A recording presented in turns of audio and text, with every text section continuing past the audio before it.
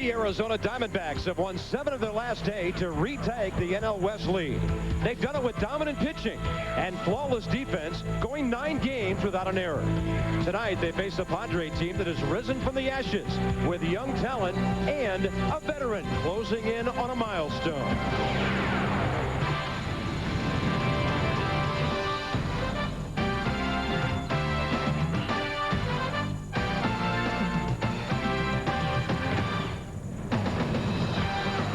Tony Gwynn only 10 hits away from 3,000.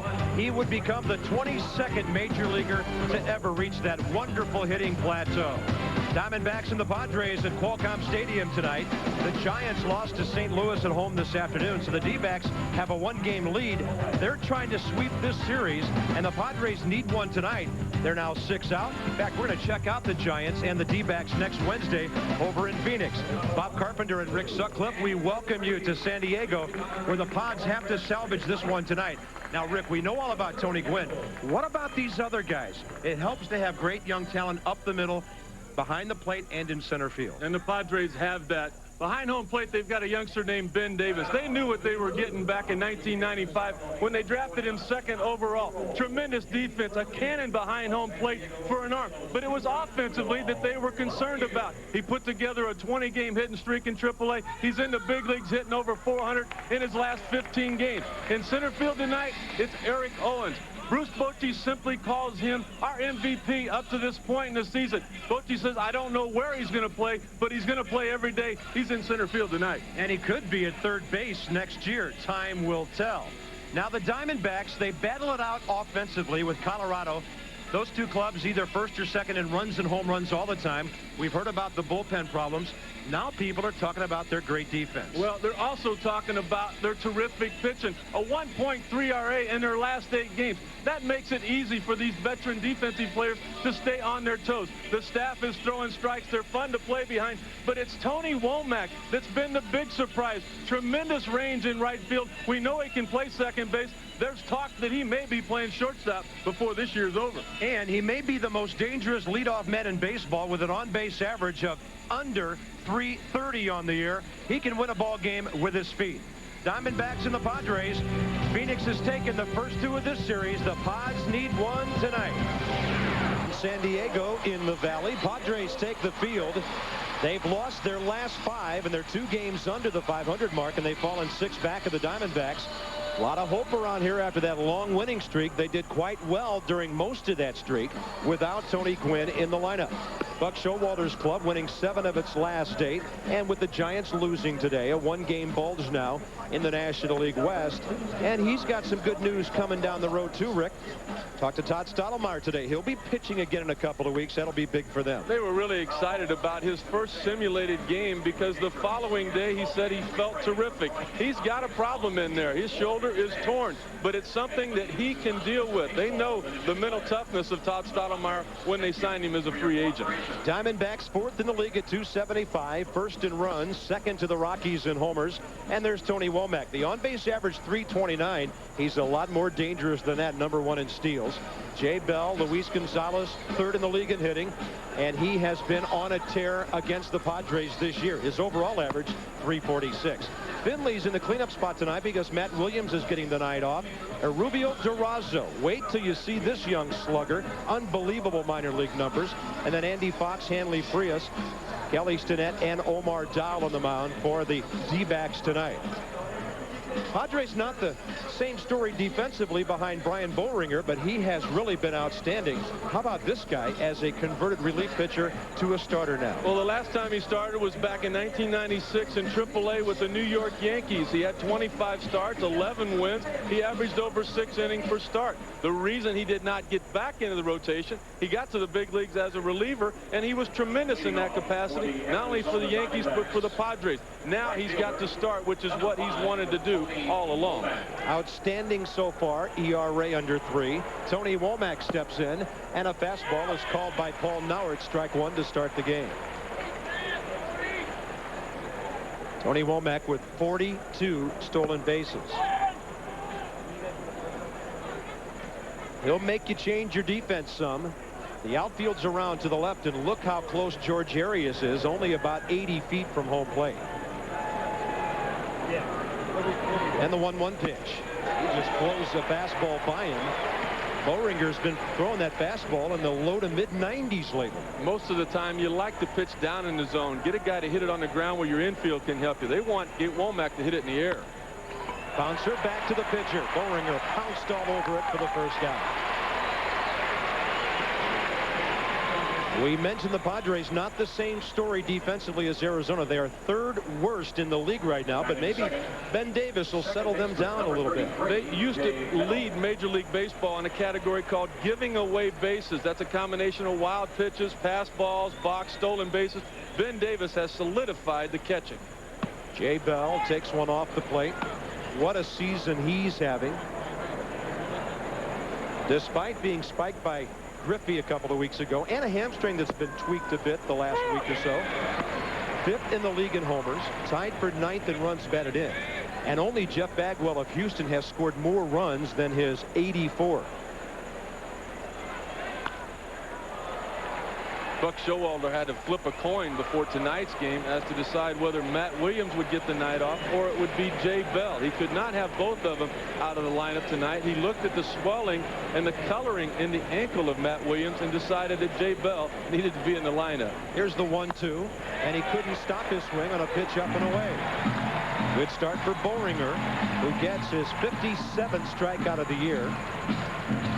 And 2 quick outs here. Typical Boehringer fashion right here. Nothing but fastballs to start the game off with. That's a 4-seam fastball, which will stay straight about 94, 95 miles an hour. He's got the 2-seam fastball, the sinking fastball, that'll go anywhere from 80 to 91. That's the pitch he'll get a lot of ground balls with. Luis Gonzalez is next. 346. Only Sean Casey and Larry Walker have higher batting averages in the National League. Nobody has more hits than Gonzalez with 134. And if you're wondering about his pace, this is the Diamondbacks' 103rd game of the year. So he's on a collision course with 200 hits. This guy's got a good heater. 1 ball, 1 strike. Rick, is there a lesson in this for young pitchers? Don't try to establish every pitch you have in the first inning. If you've got the fastball, use it. Absolutely, as he used right there with a 2-seamer and another ground ball. 2 ground balls around the strikeout. The countdown is on for Tony Gwynn. 10 base hits away from 3,000. He'll bat second, coming right up. Bottom of the first, and the Padres will go to work offensively. They are last in the National League. Bruce Bochy's team only hitting .259. Even the 3rd youngest manager in Major League Baseball will get a few gray hairs if his team doesn't hit the ball. Buck Showalter and Terry Francona, the other young Bucks, at the helm of their teams. Gilvio Veras, Tony Gwynn. He, of course, needs only 10 now. Reggie Sanders, Phil Nevin, and Eric Owens. What a story. George Arias, Ben Davis, Damian Jackson, and Brian Boehringer. And against the left-hander, Omar Dow, 27-year-old. And the lefty throws the fastball outside. That's how his game gets underway. Dow, a lot like Brian Boehringer, and the fact that the first club that he came to the big leagues with thought he was going to be a reliever. He's a starter. Looked like a changeup, bounced out to short, and a good hop for Hanley Frias. And here comes Tony Gwynn.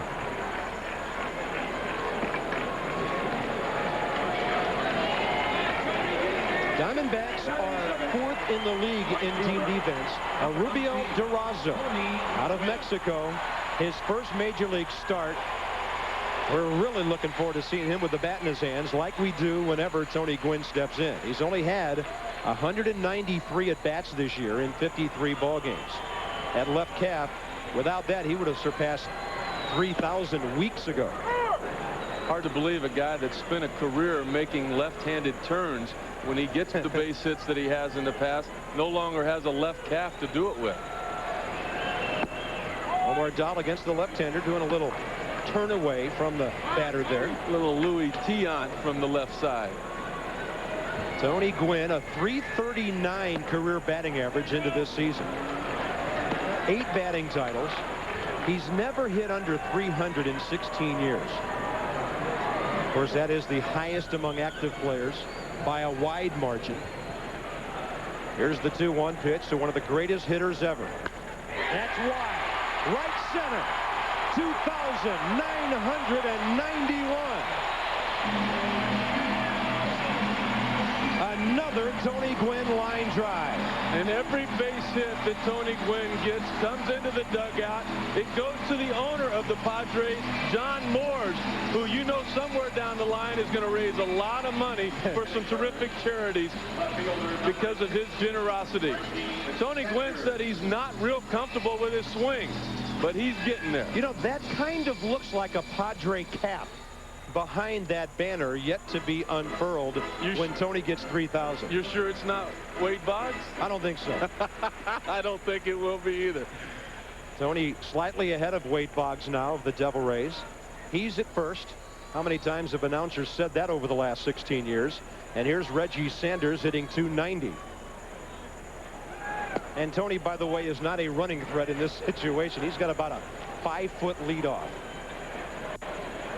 Ray Knight used to tell us that when this man was healthy, the man in the batter's box, Reggie Sanders, he was the best player overall that Cincinnati had. Unfortunately, his healthy days were not a regular thing. Double play ball. Bell, Frias, and the Diamondbacks go 4-6-3. So the crowd gets a thrill with Tony Gwynn's base hit. He's 9 away from 3,000, and we've got a scoreless first inning.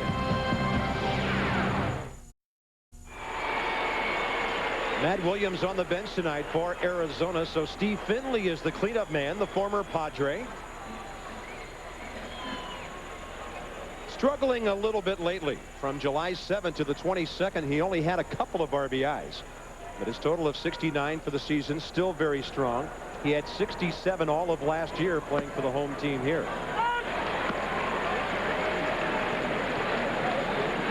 Matt Williams, 318, 24 homers, and a league-leading 92 RBIs on the bench.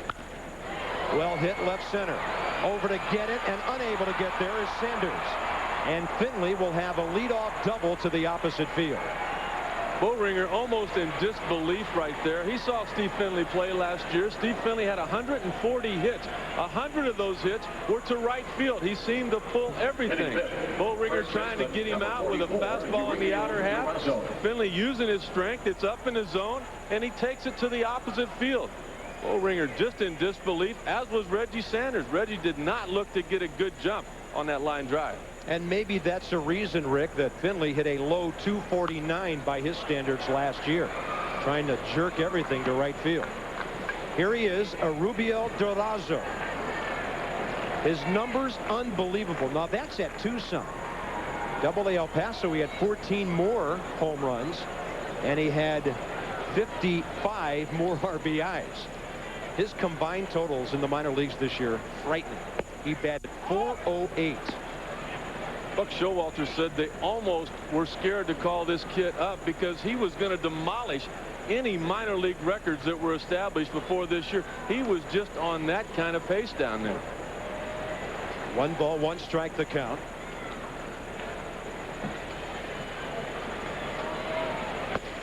And a fastball high in the strike zone.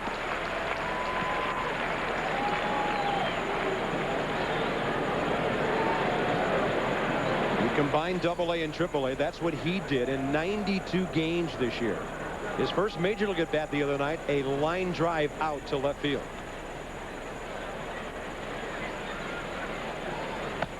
I know it's the latter part of the month, but we're still in July, and to have those kind of numbers, it's almost like go ahead and go home, take it to the house. You've had a great year.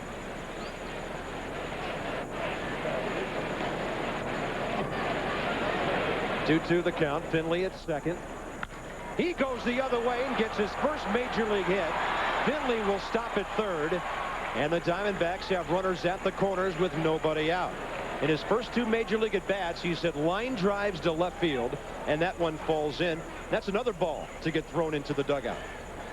Buck Showalter said that he just continues to make such tremendous progress in such a short period of time. He wanted to pull the ball in that situation. A man on second, nobody out. He wanted to get Steve Finley to third. But with 2 strikes, now you got to simply just protect. The ball's on the outer half. He simply slaps it that way. He gets Finley to third and himself to first base. And that may be the first of a couple thousand for this outstanding looking young hitter. Andy Fox is next. Low and inside, ball 1 to a man who's been hit by 9 pitches this year. In fact, he got whacked last week right above his right knee. He and Jay Bell have both been hobbled. Low and inside again. That's one of the reasons the Diamondbacks, and he did go around now, says Jerry Crawford, the crew chief at third. Diamondbacks called up Edwin Diaz, a middle infield, in case Fox and Bell had to sit out a day or two. Getting hit by a pitch, nothing new to Andy Fox. Last year 18 times, which was 6 in the National League. Fly ball left field. Appears to be deep enough. Sanders behind it. Finley tagging. Both runners moving up, and he is safe. The Diamondbacks take the lead. And Durazo goes to second base on the play. For Andy Fox, his 26th run batted in. Good base running also on the part of the guy at first base, Mr. Durazo. He saw that the throw was over the cutoff man at home plate. He had plenty of time to get to second base. And I'm sure Steve Finley's glad that Ben Davis could not come up with that ball. Finley actually kicked the ball out of the way to keep Davis from getting it. But Finley did not want to run into that brick wall behind home plate with number 25 on it, Ben Davis. They're going to appeal at third. And Finley did not leave early, says Jerry Crawford.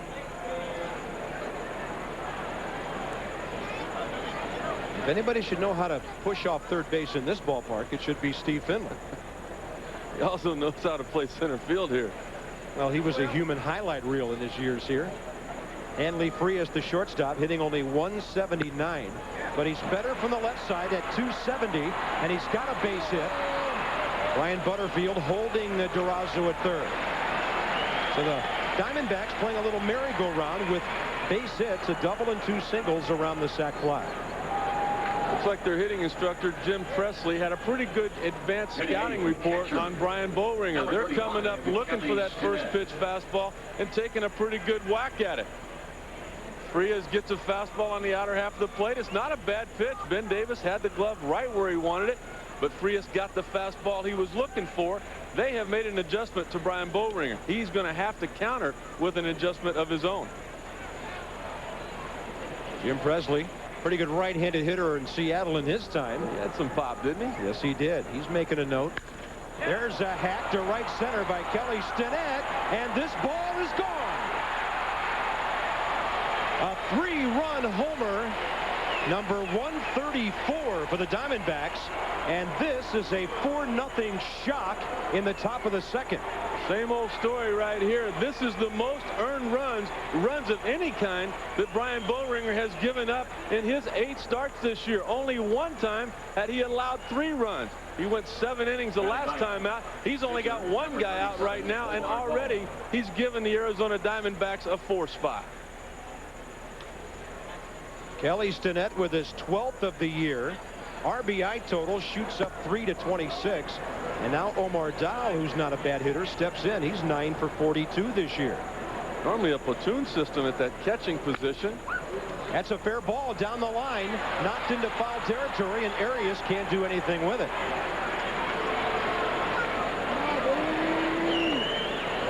And everybody, Rick Sutcliffe noticed, is swinging early in the count. 5 base hits in this inning. And nobody's gone very deep. Now it's back to the top of the order already for Tony Womack. Omar Dahl is a pretty good athlete. He knows that in the National League as a starter, you've got to put the bat on the ball. He's done that, hitting over 200, which is respectable for a pitcher. He's also picked up 10 base hits this year to help himself. Manager Bruce Bochy on the phone, something he did not expect to do with Boehringer on the mound tonight. This guy has been solid for them since he's been put into the starting rotation. Ryan Boehringer, his first 6 starts, he was 4-1, 2.48. A career reliever. And his ERA was about a 1.5 his first 2.5 games out there. He is struggling tonight. Here's Womack, and he swings at the first pitch. Fly ball center for Eric Owens. 2 down. That's unbelievable right there. You've got to give their hitting instructor, Jim Presley, a lot of credit for those 4 runs. Tony Womack's a leadoff guy. He's normally going to try to bunt his way on. He's going to take a lot of pitches. He's going to try to work the count, make the starting pitcher go deep into the count, and even he's up there swinging at that first pitch. Jay Bell struck out first time. He swings at the first pitch. Arias the short way, and the inning is over. That's as quick as you'll see 4 runs on 5 hits anytime, anywhere. A Kelly Stinnett homer, 4-0. Ladies and gentlemen, as part of Fleet Week, the Padres welcome the United States Navy 1990. Thank you, gentlemen. Bottom of the second inning here in San Diego. Phil Nevin leads off for the Padres, suddenly down by 4 runs. Nevin at first base. Wally Joyner is back healthy, but against the left-hander, not in there tonight. Joyner's been struggling a little bit as of late, and part of that struggling started when he was put into the cleanup position. Wally, normally a contact guy, trying to do a little bit too much. He was a big-time power hitter back when he started his career with the California Angels at that time. Now he's just a guy that hits well with runners in scoring position. And a 4-pitch walk. It's not what Buck's looking for after his offense gave his starter a 4-run lead. Eric Owens coming up next, then George Arias. That'll happen to young starters once in a while, though, Bobby. They get a base hit, they get excited, they're out on the base paths, and all of a sudden they kind of get out of sync with what their priority is supposed to be. That's on the mound throwing strikes. Eric Owens, once sent to AAA 5 times in 3 years by the Cincinnati Reds. Let's make that 7 times in 3 years. Milwaukee sent him to AAA in '98. And suddenly, here he has emerged in San Diego. That backdoor breaking ball stays outside. In spring training, he was wearing number 74. That's not a good sign. No, sir. And then this season, talk about the Padres' 14-game streak. He had an 18-game hitting streak, the 10th longest in San Diego history. Dow nipping the outside corner. I mean, he had absolutely no chance to make this ball club when spring training began. But he played so well, and he played everywhere. This guy's 3.9 down the first base line from the right side. That's absolutely flying. Had a great attitude, and a lot of credit he gives to the Padres hitting instructor, Merv Retman, for helping him use the whole field. He gets jammed there and pops it up. Over to grab it is Jay Bell. That's the first out. Now, we mentioned earlier that Eric Owens could be playing third base next year. They're going to send him to the Arizona Fall League to play third base. They don't know what the future is there because George Arias is only hitting .242, and that's pretty much his high average for the year right now. He's a young man with a lot of power and a lot of potential. Started his major league career with a bang in Anaheim a couple of years ago. But it hasn't panned out for him here so far. They really thought he was going to perform offensively well. He led the Pacific Coast League in RBIs last year, that being George Arias, but has just not got it going. He has been a hitting machine in Vegas. Last year he had 36 home runs in 114 games for the Vegas Stars, San Diego's AAA. Well, he had a lot of confidence going down there. He was not afraid to get behind in the count. Now it seems like he's swinging at everything that's even close. Only 6 times this year has this guy had a base on balls. And that tapper foul puts him in the hole, 0-2. And once the opposition finds that out, they realize they don't have to throw you a strike to get a strike. You're going to help them out by expanding the zone. George Arias has just not relaxed, and because of that, Bobby, like you said, Eric Owens is taking ground balls at third base. Dave Magadan's been down there a lot. We've heard Vinny Castilla rumors. We've heard Ed Sprague rumors. Here's the 0-2 pitch. Way outside, sets up Kelly Stinnett. And Arias gets a piece of the fastball heading out that way.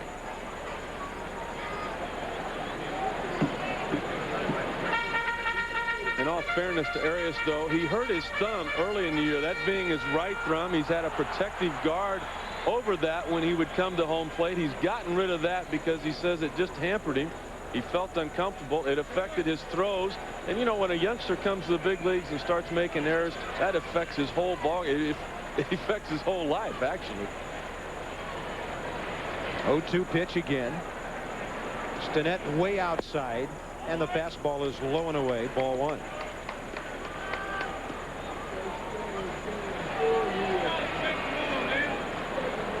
Omar Dahl with a career record of 29-28. He too, as Rick mentioned, a guy who did a lot of relieving. This is his 53rd career start, but it's his 259th major league game overall.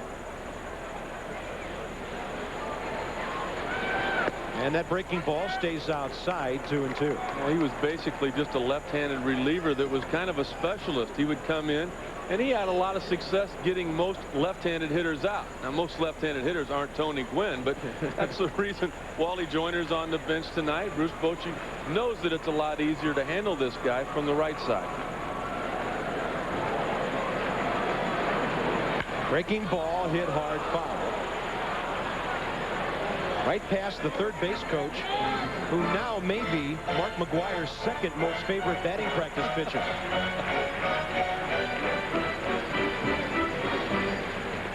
And around Qualcomm Stadium, the great players, the 21-man club of those with more than 3,000 hits. And we should say 3,000 or more because Roberto Clemente has exactly 3,000. Stan Musial, the all-time National League leader. Pete Rose, of course, past Stan, then Ty Cobb.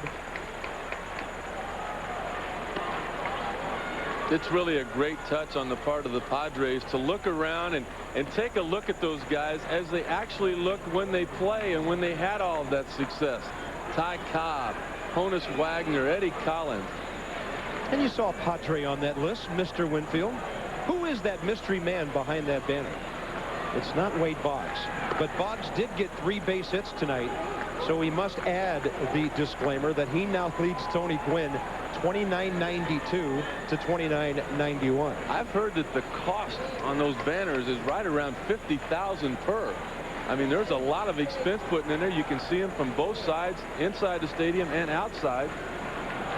Arias on 3-2, strikes out. You know that if the cost is that much, the Padres front office is hoping that Tony Gwynn beats Wade Boggs to those 3,000. Well, Wade Boggs used to play in Boston, and that's where ESPN is going Sunday night. Derek Jeter and company, Nomar Garcia-Parra, 2 of the great shortstops in baseball. And I'm sure John and Joe will sometime mention the curse of the Babe. The Yanks and the Sox. Fenway put on a great show for the All-Star game. And join us Sunday night for ESPN Sunday Night Baseball, 8 o'clock Eastern. Ben Davis, the catcher. Another great emerging story here in San Diego, and a pretty good changeup on the first pitch by Omar Dahl. Ben Davis called up June 24th. He started the season 1 for 33 in Las Vegas. When they called him up, he was hitting .308 on the heels of a 23-game hitting streak. What a future this kid has got right here. He probably adds about 10,000 female fans to every ball game that he plays. 6'4", 225 pounds. He's a switch hitter. He's got a cannon behind home plate. Hitting over 400 his last 15 games, leading the Padres in average. Well, he must be the one they played that song for during batting practice. My future's so bright, I gotta wear shades. He's only 22 years old. He turned 22 on March the 10th. Out of Chester, PA. Lives in Aston, Pennsylvania. Has adjusted offensively everywhere he's been. Has dominated defensively at every level. Takes a pretty big hack, and now it's 2 balls, 2 strikes. Look at that right there. That's what Bruce Bochy was saying before the ball game. It seems like since the first week Davis has been in the big leagues, he's had one good swing, and that's one swing that could hit a ball out of the ballpark almost every at-bat since the first week that he arrived here in San Diego. By the way, he's also a switch hitting catcher. Fly ball near the right field line, cruising over Tony Womack. And the former second baseman grabs it. Leadoff man walked. Padres strand him, and after 2, it's all Diamondbacks, 4-0. Diamondbacks 4 in the second, 3 of them on a Kelly Stinnett homer. Andy Fox a sac fly right before that. And we go top third here at Qualcomm Stadium, San Diego. The Diamondbacks own the Padres right now. They've beaten them 7 out of 8 this year, including 4 out of 5 in this ballpark. What a reversal from last year. And the Padres on their way to the World Series beat the expansion Diamondbacks 9 of 12 in all 6 here. The economics of baseball can change fortunes very quickly these days. You might think that Steve Finley, who played center field for the Padres last year, went over to Arizona with all of the secrets. But you know what? Steve Finley doesn't know a whole lot about this 1999 San Diego Padre team. A lot of changes, and a lot of changes just since opening day. Carlos Hernandez was supposed to be the everyday catcher. Chris Gomez is not there. Steve Finley's not there anymore. Wally Joyner has not been in the lineup a whole lot. Tony's been on the DL. And Luis Gonzalez takes a strike in the inside corner, 2-2. Gonzalez, the end of a 1-2-3 first, bounced out to short. Kevin Towers, the San Diego GM, munching on his early game snack, hoping for better things later. His team down by 4. Silvio Veras covering some good ground to retire Luis Gonzalez. So the league's third leading hitter, 0 for 2 with a couple of ground balls. And in this ball game so far, Arizona getting bottom of the order production for their runs. Well, even Arizona will tell you they did not expect all they got when Luis Gonzalez put on that Diamondback uniform. What they knew they would get is a guy that would go to the post, a guy that was going to play. He's going to put the ball in play. That's why they traded young Kareem Garcia. He's got a bright future, but he just was not making enough contact. And the Arizona Diamondbacks wanted to compete now. And it's another reason why Gonzalez was not on the all-star ballot. Bernard Gilkey was instead of him in the Arizona outfield. Gilkey's also having a fine year, but not the year that Gonzalez is. Finley has a fastball flown by him. 1 ball and 1 strike. He got the rally started last inning with a leadoff double to left center.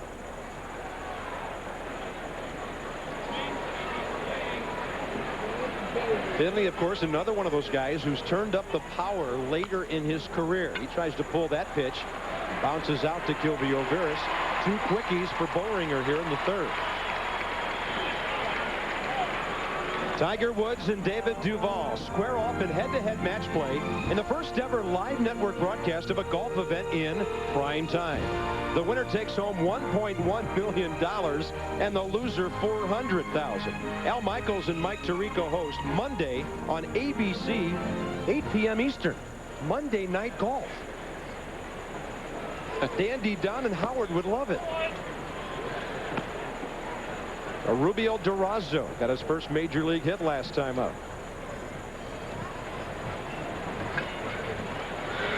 He rips one to right field. 2 for 2 tonight. 2 for 3 in the major leagues.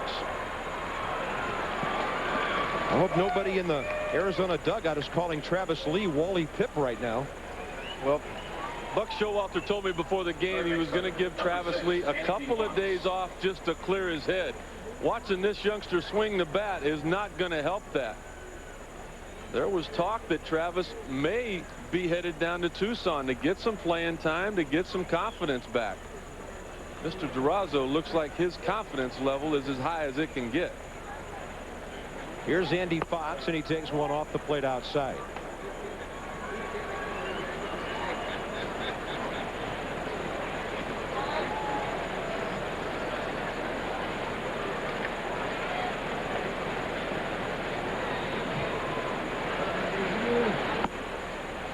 Two and 0.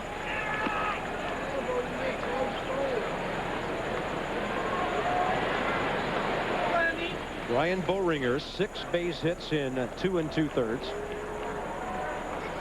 1 strikeout. Hasn't walked anybody. Behind here 2 and 0, and he misses off the plate, ball 3.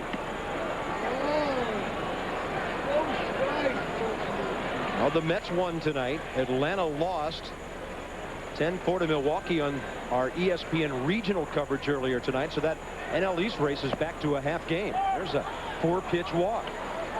2 on, 2 out with Hanley Frias coming up. Normally there's nothing wrong with that right there, because the scouting report and the game plan for a starting pitcher will be, don't let the Arizona Diamondback third baseman beat you. Well, that's when Matt Williams is playing third. Bruce Bochy not real happy to see a 4-pitch walk to Andy Fox, who's just simply given Matt Williams a couple of days off.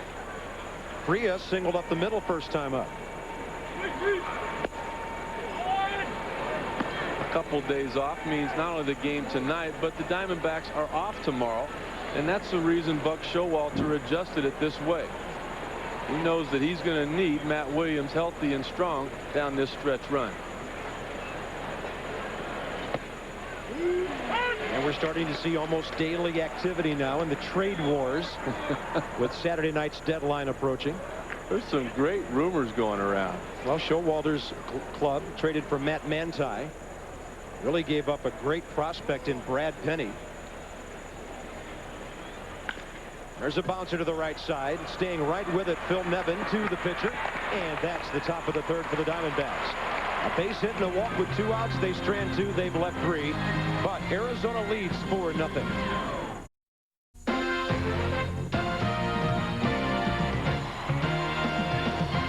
ESPN Wednesday Night Baseball is brought to you by Original Coors. Expect more from an original Coors. And by Circuit City. Answers in every department, low prices all over the store. Qualcomm Stadium, San Diego, where the Padres are averaging 32,200 at home this year. Bob Carpenter, Rick Sutcliffe, bottom of the third. Damian Jackson leads off. He's the man replacing Chris Gomez at shortstop right now. Gomez out 7 weeks after both knees were scoped. Now he's got a left calf muscle pull, and they figure he's heading to Vegas for some rehab before he's ready to come back. Gilby Olveros, the second baseman for the Padres, had shoulder surgery over the winter. Wally Joyner had a broken bone in his shoulder earlier this year. Just a lot of injuries on this ball club. Yet somehow Bruce Bochy has managed to keep them competitive. That attendance figure that you mentioned, that's up from last year's World Series team. Isn't that something? Well, there's always a carryover effect, but not always when a team loses a lot of its marquee players. Greg Vaughn, Finley, Kevin Brown, others. I mean, look what happened in Florida. Bruce Bochy keeps on working. Former catcher, knows the game beautifully. Good curveball. Dahl had Jackson completely locked up. And with 1 out in the bottom of the third, let's check in with Trey Wingo. All right, Bob, thanks very much. There's a reason why the Rockies have lost 5 in a row. They give up triples to pitchers. Mike Hampton at Coors Field off Roberto Ramirez slaps this one into right. It bounces off the wall. 2 runs come in, Tony Eusebio and Tim Bogar. And right now it is 7-1. Back to you, Bob. Thank you, Trey. Houston's won 5 in a row. And if you count the suspended game they finished, that really doesn't officially count during that streak. But they've had 6 victories closed out consecutively with that game against San Diego last week. How about the immediate impact manager Larry Dierker had with that club? Well, it seems like everybody's happy except Derek Bell. Demoted to 6th in the lineup. You can't argue about the success of the ball club. Brian Boehringer is a switch-hitting pitcher who started his career, of course, in the American League with the Yankees. He's 0 for 11 this year, 0 for 3 right-handed, 0 for 18 career. Maybe we'll see another ball thrown into the dugout tonight. Not on this ground ball. DeRozzo to the pitcher. That's the second out. Gilby Olveros coming up. We might see Tony Gwynn in this inning. We asked him about number 3,000 at home. I don't think I'm in this position without their support, you know, and I've been here a long time, and they've seen a lot of bad baseball just like I have. And this is one of those moments that, you know, in the next 20 years, they might not have another opportunity to see this. And I was fortunate to be here to do 2,000. But obviously 3,000 is a more, is a number that I think anybody who knows anything about baseball realizes the significance of it. And so I would love to do it at home. Well, the crowds have been great for Tony over the years. He has shown his loyalty. Somebody asked the question Sunday, Are the one franchise players gone now with Robin Yount and George Brett in the Hall of Fame? Well, not yet. Still a couple of them still left. Mark Grace, Tony Gwynn. Well, you mentioned Mark Grace. That's one of the rumors we've been hearing as of late. Is he going to Atlanta? You and Mark have the same agent, Rick. How about some scoop here? Nothing hot yet. Always a possibility. We did check on that this afternoon. That's right. We had to call Mexico to find out. Yes, we did. Evidently, the media has called your agent, but yes, but the Cubs have not, or the Braves. There's a pitch outside and a 2-out walk to kill Vioviris. We will see Tony Gwynn. Second walk issued by Omar Dahl. One thing different about Tony Gwynn now than Tony Gwynn in the past. Normally he was simply an opposite field hitter. He has 5.5 on a lot of his shoes because that's where he's made his living, hitting ground balls and line drives between the shortstop and the third baseman, the 5.5 hole. But after a conversation with Ted Williams, he decided to start pulling the baseball more, and now he's got power to hit the ball out of the park when wanted. Well, he hit 16 home runs last year, 69 batted in. Tony Gwynn only 3 homers this year because of the injuries. He has hit 126 career home runs. No balls, 1 strike. Pretty good off-speed breaking ball by Omar Dahl, but Tony Gwynn is one of those guys that the count doesn't make that much difference to his batting average. Because he says he doesn't try to guess with the pitcher. He simply gets himself in a good position to hit regardless of what the count is. He did say before the ball game tonight, though, he was struggling. He says, I'm way out in front of anything off speed. Fastball up and away. Tony Gwynn went 5 for 24 his first week or so coming off the DL. The formula for the rest of the year is he will seldom play 3 days in a row because of the calf. They really want to take care of him. Here's the 1-2. Curveball strikes him out. And Omar Dahl fans 2. He's got 3 in the game. And the Padres only have Tony Gwynn single back in the first through 3. Down by 4. Catcher. ESPN Wednesday Night Baseball, Qualcomm Stadium, San Diego. All Diamondbacks so far trying to beat the Padres for the 8th time in 9 meetings this year. Kelly Stinnett, Omar Dahl, then the top of the order. Tony Womack in the top of the 4th.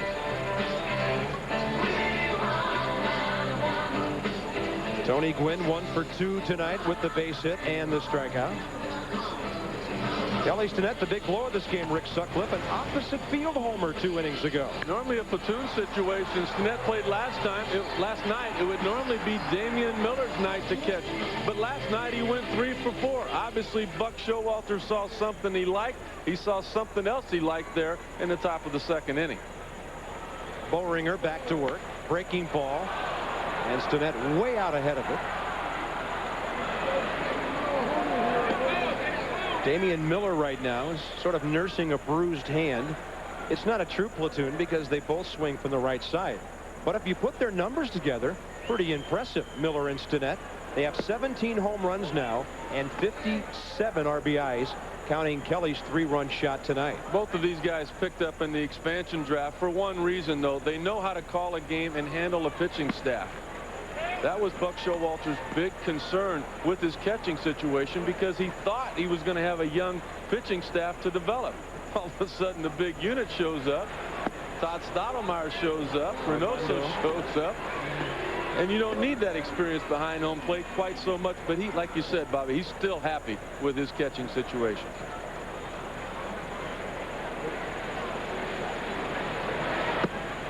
Kelly Stinnett draws the walk. He hit 3 homers in 4 games last week. Now everybody's scared of him. Pitching around him in the number 8 hole. Omar Dahl will be next. Well, this is another big break for Arizona right here. A mental mistake on the part of Boehringer.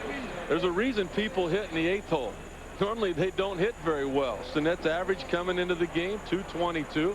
But now you give Arizona the luxury of letting their pitcher simply lay down a sacrifice, get back to the bench, and get rested for the bottom of the 4th. Dahl looking to bunt. Way off the plate.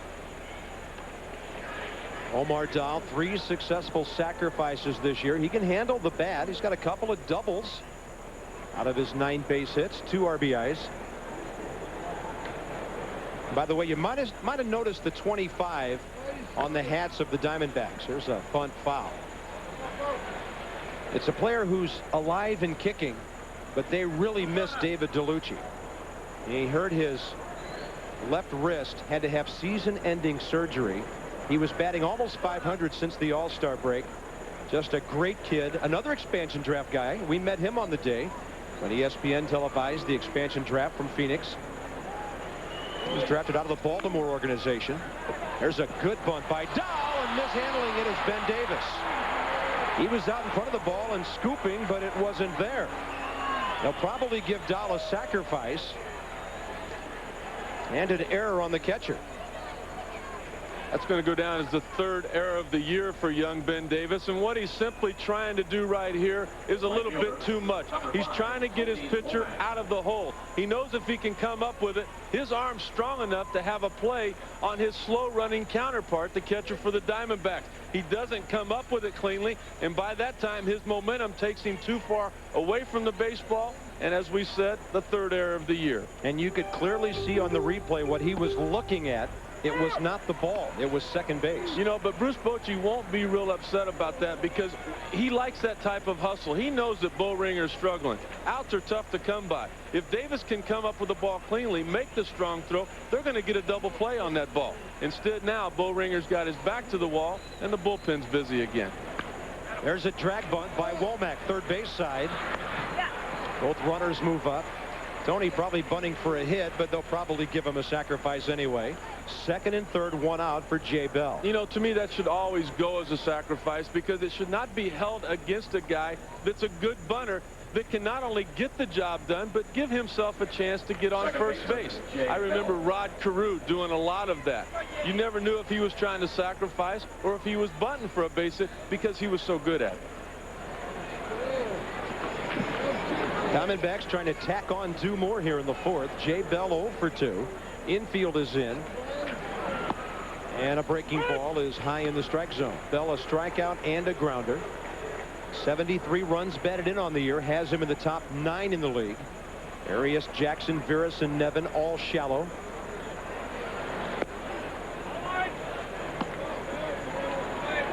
The pitcher running at second base, Omar Dahl, behind Kelly Stinnett.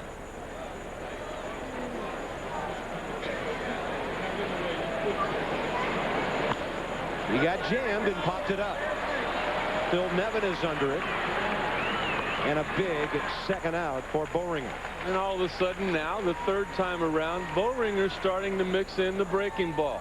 He got ahead with that first pitch breaking ball for the first strike. Jay Bell trying to stay back to protect from that. Now Boehringer's able to jam him with the fastball in. Starting to pitch a little bit now.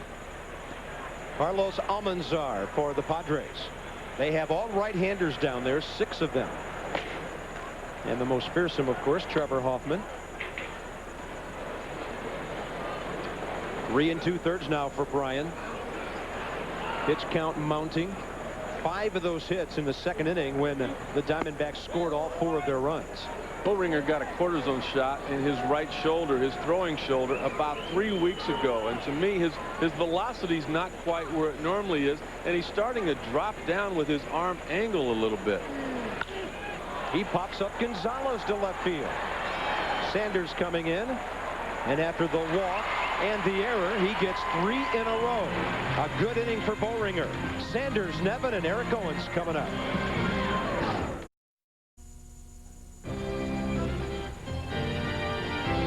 Trey Wingo with you in the Baseball Tonight studios. Reds cut the Dodgers lead to 2-1 until Gary Sheffield off Dennis Reyes, and that's spamming a can. His 18th home run of the year. The Dodgers now up 3-1. Meanwhile, moving back to Chicago earlier tonight, the White Sox ended the Yankees' 7-game winning streak. The final there, 11-3. Back to you. All right, Trey, thanks. Yankees, though, still 23 games over the 500 mark with that loss. Starting to show that midseason form they gave us throughout the '98 season. Bottom of the 4th here in San Diego. Reggie Sanders hit into a 4-6-3 double play his first time.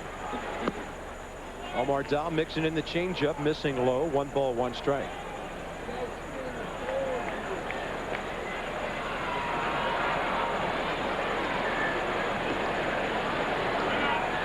Sanders tired of waiting. Padres did a lot of interesting things in the outfield when Tony Gwynn was out. They really added up to success during that winning streak. Reggie Sanders hits one out to right center. Hits it well. Womack back. He gets it off the wall, but drops it. And Reggie Sanders is heading for third. Womack and the ball got there at the same time. Tony could not hold on. Ladies and gentlemen, we're talking about a second baseman almost making a terrific play. Womack's got no business getting to this baseball. He's supposed to be afraid of the wall. He's not supposed to get a good jump. He's not been out there that long. It's just the opposite. Steve Finley was telling me before the game tonight, I can actually favor left center because he has so much range. Look at him back to the wall. He times his jump perfectly. The ball actually hits off the heel of his glove. Yeah, so if anything, he overjumped it. Nevin fouls a breaking ball. And the Padres a great chance to get on the board here and start their chip away process at this 4-0 lead. You've got to want to catch this ball. A lot of desire on the part of Womack right there. Look at him. He actually did that. He was over. He didn't care about his body. He didn't care about the wall. He wanted to run that line drive down. And another good breaking ball. This one for strike 2. Dwayne Murphy, one of the coaches of the Diamondbacks, worked hard with him in spring training. He said his aptitude was terrific. Everything we tried, he was able to grasp right away. Nevin looking for his 38th RBI. Pretty good 0-2 pitch. A little bit high in time with a fastball. Nevin hitting in that cleanup spot for one reason. Bruce Bochy thinks that he has a chance during the course of the night to pop a home run off this left-handed starting pitcher for Arizona. 12 on the year for the former #1 draft choice. He skies one high in the air to center. Finley cruising under it, coming forward. Runner tagging, incoming. Throw up the line, and the Padres get their run.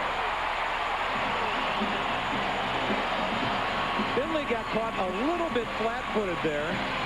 Now, Rick, is a ball that hangs up that high a little tougher to judge to stay behind it and run forward? I think Steve Finley was in disbelief that Tim Flannery, the third base coach of the Padres, was going to send Reggie Sanders as close as he was. Nevin hits the ball. He's frustrated. He thinks he popped it up. There's the first out. A runner still on third. That's not deep enough. Well, guess what? Tim Flannery knows how much this team has been struggling. He personally said, I'll take a chance. If he gets thrown out, I'm going to get booed. Instead, he's safe. He's hoping that he might be the spark that San Diego needs to get going. Finley hesitated for a second. He knows that Sanders is quick, but throws off the line, and the Padres are on the board. Low to the outside corner right there. 1 ball, 1 strike. Tim Flannery, Mark McGuire's second favorite batting practice pitcher now. He was throwing those bombs out of Fenway Park. Of course, Mark hits against Dave McKay of the Cardinal coaching staff every day, but he and Flannery were really locked in that night in Boston. Bobby, there's a lot more pressure on those guys throwing in those home run contests than there are the players. I mean, they're so nervous. They want to hit that same spot every time that it becomes difficult to do. Performing in front of a big crowd, no problem for Flannery. Swing and a miss on a breaking ball. That's the second out, and Eric Owens is gone for the second time. 4 strikeouts for Omar Dahl. Number 14, third baseman, George. Omar Dahl just simply changing speeds on that breaking ball. He got ahead with a harder breaking ball, the little slider. He goes to the curveball, which is a slower pitch, a lot more break to it. Was able to fool Owens for the second out here in the bottom of the 4th inning. Bases empty, 2 outs for George Arias. 53 strikeouts now and 162 at-bats this year. So roughly 1 out of every 3. Not good. He was the Padres minor league player of the year last year when he hit .308 with 119 RBIs and 36 bombs in Vegas. Fastball away. And the reason they felt they could let Ken Caminiti go to the free agency. He went and signed a 2-year deal with Houston. If you don't develop from within, if your minor league player of the year is a third baseman in AAA, you got to make a spot for him. Why have a minor league if you don't? And of course, every minor leaguer's fear, Dave Campbell and I talked about this during the AAA All-Star game a couple of weeks ago, is your fear that you will be known as a 4A player, too good for AAA, but not able to handle major league pitching. That's a tough little vacuum to be in. 2 balls and a strike. Omar Dahl pulling the string pretty well on some San Diego batters right now as we approach the middle part of this ball game. I would imagine that Aribio Durazo was probably thinking the same thing when the Diamondbacks got him out of the Mexican League, thinking, well, great, I'm a first baseman. They got Travis Lee there for the next 15 years. Well, maybe not. Swing and a miss on another breaking pitch. 5 Ks in the game for Omar Dahl. Padres do get the run on the Sanders triple and the Nevin sac fly. 4-1 Diamondbacks.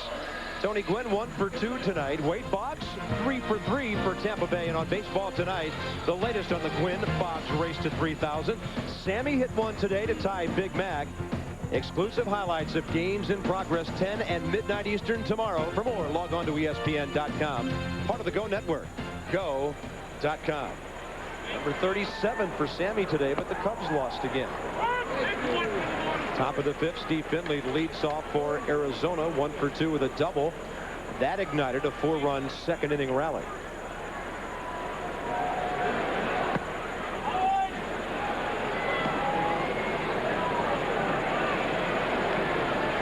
Now Ripken, 37 base hits away. He got 3 tonight. These guys aren't backing in, Rick. They know that the whole baseball world is watching them. There's a graphic on the 3 of them in every single newspaper across the country. And of course, we have to include Ripken in those one-team wonders we were talking about earlier. Guys with one club their entire career. I mean, if the Orioles ever lost Cal, they'd have to get rid of the harbor. I mean, that's just a part of that town. Same for Tony Gwynn, who already has a stadium named for him here. He was a great point guard. We talk about this sometimes during the basketball season. When he played for San Diego State, he was an outstanding point guard on the Aztec basketball team.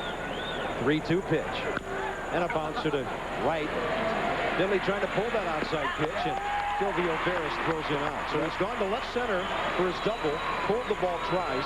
Both of them ground balls to second. And that's where he runs into trouble right there. He's been told many, many times, you've got to use the whole field. Simply hit the baseball where it's pitched. But Steve Finley's a guy that can hit the ball out of the ballpark. Most of the time to do that, he needs to pull it. And he's probably a little bit too home run conscious at that point. 2 for 2, Durazo. Rubio with a base hit to left, a base hit to right. He has scored a run, and he's batting .667 as a major leaguer.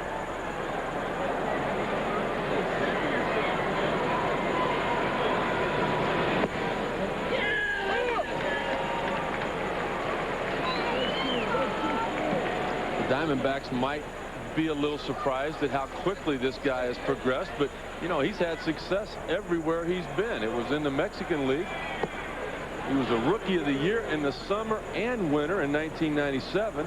In 98, he simply hit .350 with 98 RBIs in 119 games. Here's the 1-2. Another line drive. He's 3 for 3. Now he's batting .750 in the major leagues. He's having some fun, too. Yeah, you take a look at the location on this pitch. He realizes that there was a big outside corner on the first couple of strikes. He knows he's got to protect. Look at that fastball down and away. I'm a youngster. I got to get some time before some of those calls start going for me and not against me. I've got to make a swing at this pitch. He not only does that, he picks up his 3rd base hit of the night, and we're just in the top of the 5th. I guess if you put what he's done at this level with his minor league numbers, he's now hitting over .410 this year. Here's Fox. Fly ball out of play down the left field line. Andy Fox with a sac fly and a walk tonight. His 26th RBI on that fly ball back in the 2nd. And Williams out of the lineup tonight. So Andy, who can play just about anywhere, over at third base tonight. Matt tied for 8th in homers, number 1 in RBIs, and number 4 in hits. How about that for a power hitter? 130 base hits this year. And Matt Williams, one of those quiet leaders on your ball club. One of those guys that if you've got a youngster that's playing infield at any level, little league, high school, whatever, bring him out to watch Matt Williams. This ball pulled into right field. Over the head of Tony Gwynn. Plays it well on a hop. Holds the batter to a single. And over to third base is Durazo. So Andy Fox has a perfect night, like Durazo ahead of him. This is a guy right here that Buck Showalter wanted. He wanted Andy Fox because of his versatility. Watch Tony Gwynn. You talk about a guy being right at home. He knew right where that line drive was going to come off. He was in perfect position. He makes a strong throw back to second and almost had a play on Durazo at third base. Corner situation for the D-backs now with 1 out in the top of the 5th. And Hanley Frias, with 1 for 2 tonight, steps in. 8 Diamondback hits already.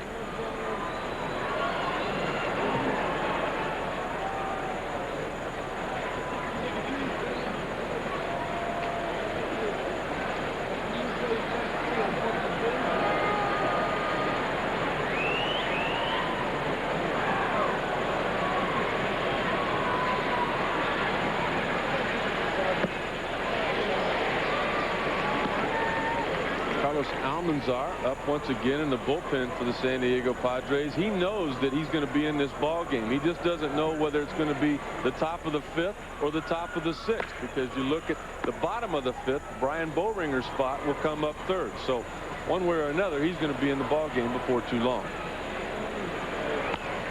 There's a jam job out to short. Is it quick enough for 2? Barris turns it, but not in time. A run scores as Durazo comes home. 5-0 Diamondbacks on a ball that was hit too softly to get a double play. Well, Damian Jackson could have come to this ball a little bit more than he did. It's not AstroTurf, which is what Jackson was used to playing on when he played for the Cincinnati Reds. See the hustle on the part of Andy Fox right there, taking Kilvio Veras completely out of it. Veras knew he had to stay to the left field side of the bag to have a chance to even get the throw off. Kelly Stinnett, a perfect night with a homer and a walk. Probably within the next week to 10 days, the Padres will be getting Chris Gomez back. Gomez, when he can get to it, much more sure-handed than Damian Jackson, but does not have the range of Jackson.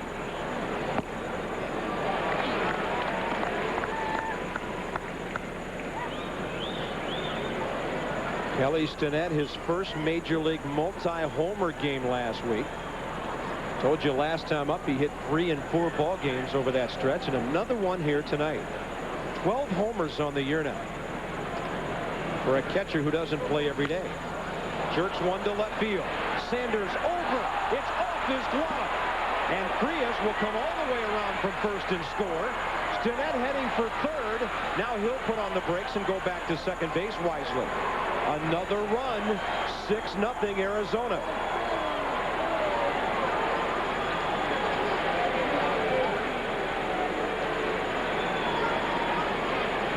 If it weren't for the opposing pitcher coming to home plate right now, probably the end of the night for Brian Bowringer.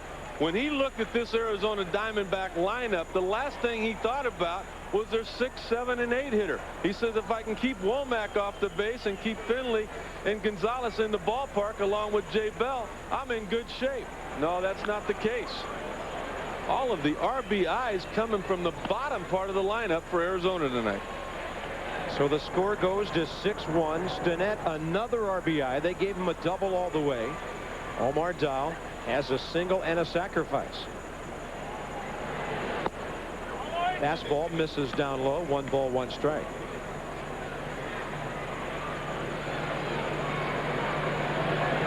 Two runs in this inning on 3 hits. 4 in the second on 5 hits. And Dahl takes a pretty good rip. Right here's where, as a manager, you just hold your breath. Bruce Bochy hoping that Boehringer has enough left in his gas tank to get the opposing pitcher Omar Dahl out. If not, Bochy will have to come get him, and he knows the fans will not approve of it. But he wants to get this out. That's a foul off the batter's foot. By doing that, he can get Carlos Almanzar into the game and get him a couple of innings to work rather than just one inning, or one hitter, I should say, and then they'll have to pinch hit for him in the bottom of the 5th inning.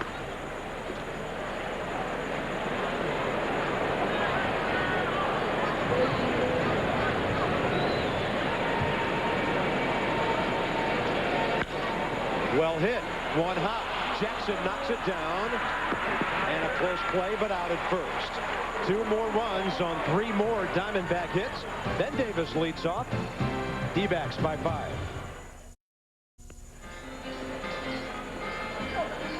Ryan Boehringer could be done due to bat third, bottom of the 5th inning. Ben Davis, Damian Jackson, and then the pitcher's spot.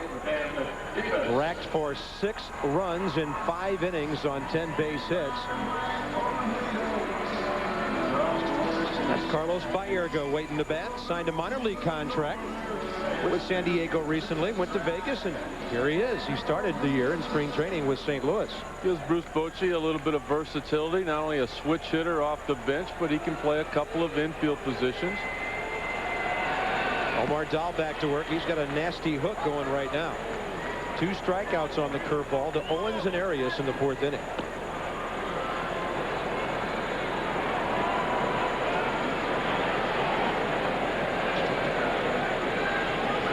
And the fastball away. Omar Dahl going for his 10th win of the year here tonight. Just 8-12 on the year last year.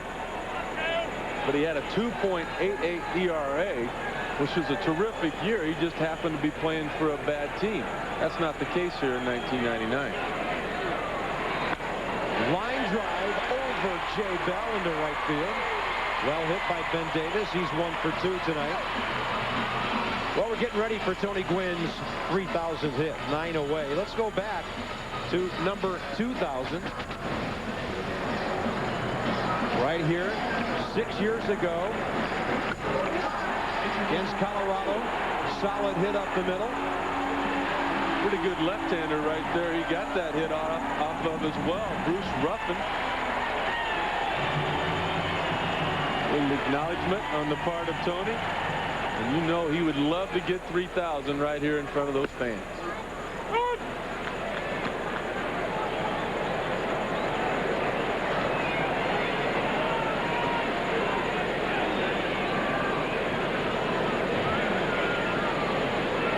Tony Gwynn would get to 3,000 quicker than Stan the Man did.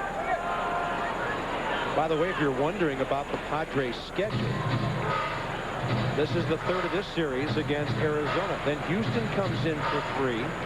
If he doesn't do it by Sunday, the Padres are on the road for a week and a half. First in St. Louis, then Montreal, then New York.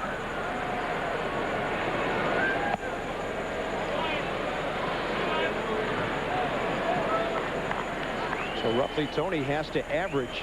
He doesn't get any more hits tonight. He's got to have 9 hits in 3 games over the weekend. You know, that would be a shame for the city of San Diego not to have that happen here in their city. It would be almost like when Cal Ripken Jr. I mean, when he... Damian Jackson, a fly ball to left for Gonzalez. 1 on, 1 out. Baerga coming up, but first, Trey Wingo.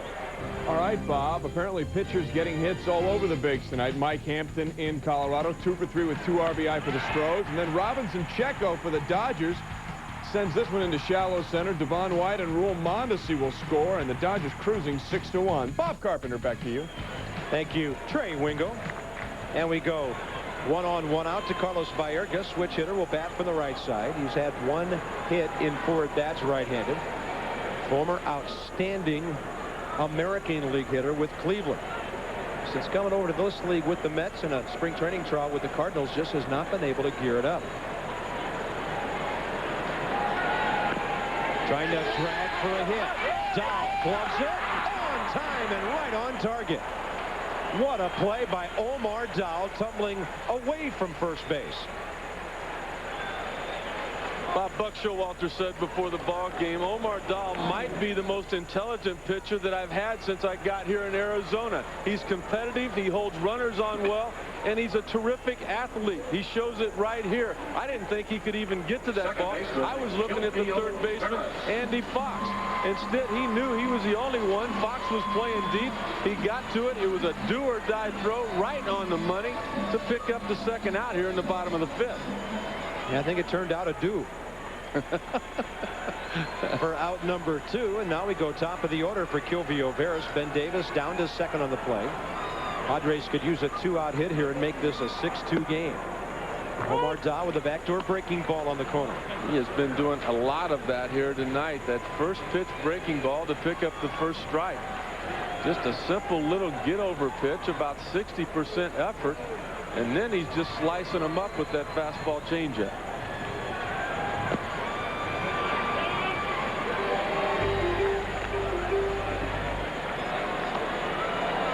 Tony Gwynn next. Padres would love to see him up in a 2-out RBI situation. We're 5 runs down right now. Personal things are fine, but the manager still has a ball game to worry about.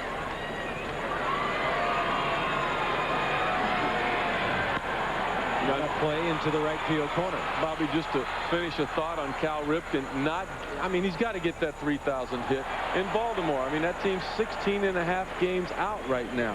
You can juggle your lineup accordingly to make that happen. But Bruce Bochy and Tony Gwynn are in a tough spot. If he does not get it before that Houston series is over, I mean, that's a lot of games to take off. But without a win tonight, the Padres are going to fall 7 games behind Arizona. Yeah, there's no way that they can try to have him get 2 or 3 hits over a week and a half on the road. They pretty much just have to play him. Stan Musial, another great National Leaguer, got his 3,000th on the road. I remember George Brett got his 3,000 hit in California. Stan's came at Wrigley Field. Bounce it to third. It is foul. Home plate umpire's call till it reaches the bag, and Paul Noward called it. Ray Crawford, the crew chief at third, working with Noward in case the ball got past the bag. Young Ben Davis was probably the only Padre hoping that ball was called foul, because he was only about 10 feet away from Andy Fox. Fox might not have had a play on the speedy Kilvio Veras at first. He simply could have reached over and tagged young Ben Davis.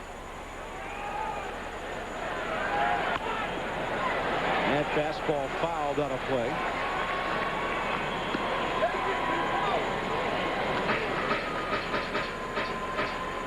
Kilvio Veras had a bad knee a little over a month ago. He missed 13 starts in June, and Bruce pretty much found out he's not going to be a very good pinch hitter in his career.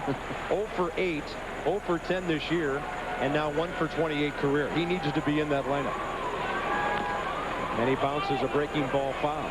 Bochy's got pitchers on the bench with a lot better numbers than that. Yeah, I'd throw Andy Ashby out there maybe. He can swing it. There's the right-hander for the Padres. Right now 9-5. Working on a new grip right there. Looks like he's trying to come up with a little bit better breaking ball rotation. A lot of guys hold their curveball in that manner. Watching the success of Omar Dahl, everybody thinking curveball tonight. Well, if you're an ex-Dodger, you have to have a curveball. You're not allowed not to throw a curveball if you were developed in the Dodger system. No, and they won't teach you that hard slider either. That's the reason they had so many guys come through their minor league system and stay healthy.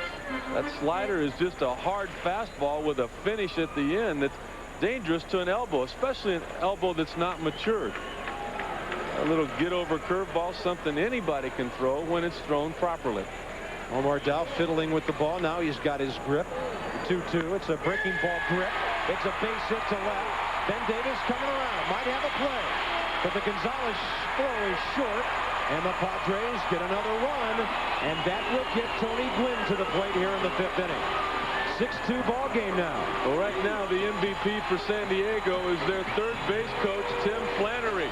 He got the first run on a short sacrifice fly to center field. Had he not sent Reggie Sanders in that situation, the Padres wouldn't have scored because Eric Owens and George Arias struck out. Here's the pitch here from Dahl. Another breaking ball, up just a little bit. Veras right on top of it. Flannery says, you got to go. I don't care if it is Tony Gwynn coming up next. Runs are just too hard to come by. Yeah, how about Flannery having to get out of the way of the runner? Now going on the first pitch, and safe at second is Kilvio Veras as the ball was bobbled by Frias. Well, see, these are the things right here that Bruce Bochy has had to change in his managing style. He doesn't have Greg Bond with 50 home runs in left field. He doesn't have Caminiti in there anymore.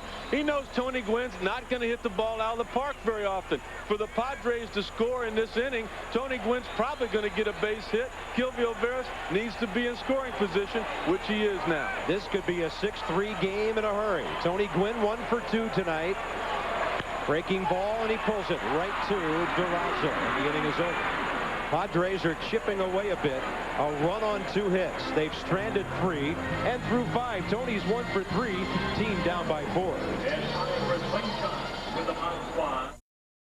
Trey Wingo with you in the Baseball Tonight studios. Mike Hampton not the only Astro hitting in Coors tonight. Jeff Bagwell is in the locked and upright position. Grand slam. Number 33 on the year. It's 13-4. Houston trying to win their 6th straight, Bob. Yeah, Trey, and things are getting a little ugly in Colorado. The Rocks have lost 5 in a row after they swept the Dodgers, including a doubleheader last week. Swept by the Cardinals there over the weekend. And for the Padres, their 25-year-old right-hander out of Santiago of the Dominican Republic, Carlos Almanzar, takes over. Came over with right-handed pitcher Woody Williams, and also the Toronto Blue Jays minor league player of the year, an outfielder named Pete Tucci. For Joey Hamilton. Hamilton started for Toronto tonight. He did not receive the victory he was looking for. Instead, he got the loss against Boston. Almanzar, a hard-throwing right-hander, just basically fastball slider. Usually throws strikes.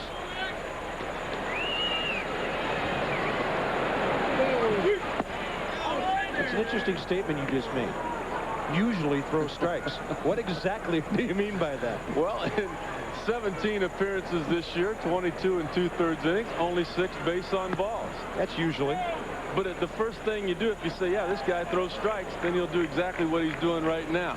Go 2-0 and walk the first hitter on 4 pitches.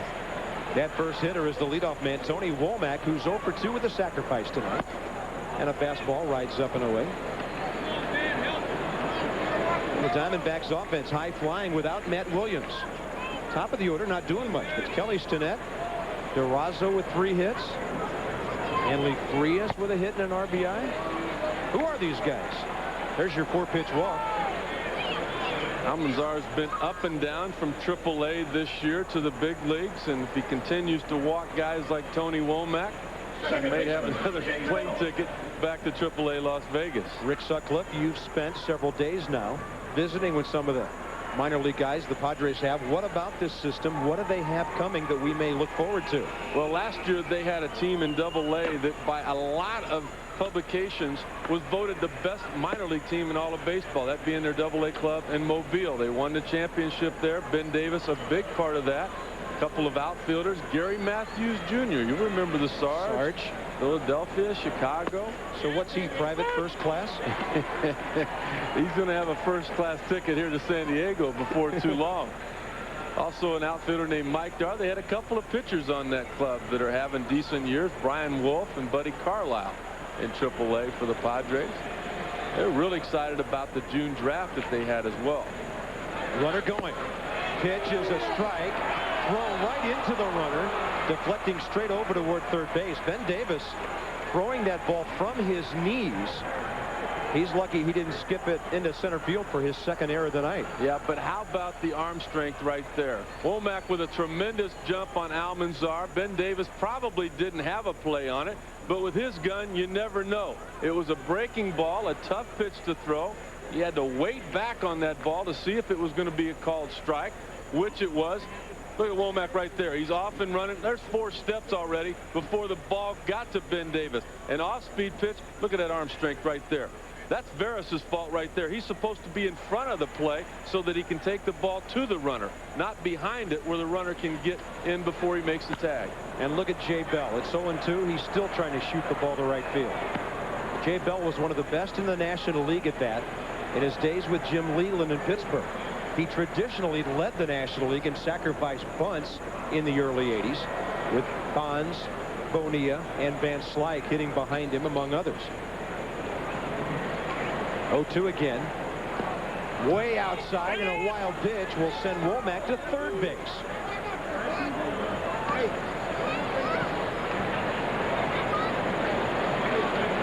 This is what Tony Womack has brought. He's added a new dimension to this Arizona Diamondback team. Last year, pretty much a station-to-station team. Offense hard to come by. Buck Showalter knew that his ball club was not going to be able to hit home runs every night. They needed speed from time to time. That's why Womack is here. Infield is in, ball 2. Arizona actually had to trade with Pittsburgh twice to make that deal happen. They were going to acquire Womack and Al Martin for Bernard Gilkey. Gilkey said, I don't have to go. I'm not going.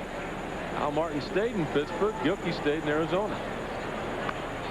And it hasn't exactly been a happy time for Al Martin either. He was a good, solid player. Saw where he hit his 16th home run of the year the other night. I believe it was Monday night, sitting there watching baseball tonight. As we all do. Mets beat the Pirates 9-2 earlier tonight. They're a half game behind Atlanta again. Here's the 2-2. Well hit left field by Bell. Sanders going back. He's got it. Tagging is Womack. No chance on him.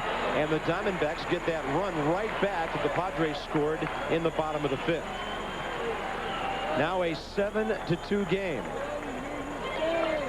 Well, the new ESPN magazine is on the newsstands. Ricky Williams, are you kidding me? In a wedding gown with Mike Ditka? How about that reception? The trading deadline for Major League Baseball Saturday. Peter Gammons breaks down how the wheeling and dealing is done and will be. And for more, log on to ESPN.com, part of the Go Network. I don't know Ricky Williams, but I know Mike Ditka. I can't believe that the magazine was able to get Ditka to get in on a picture like that. How about that?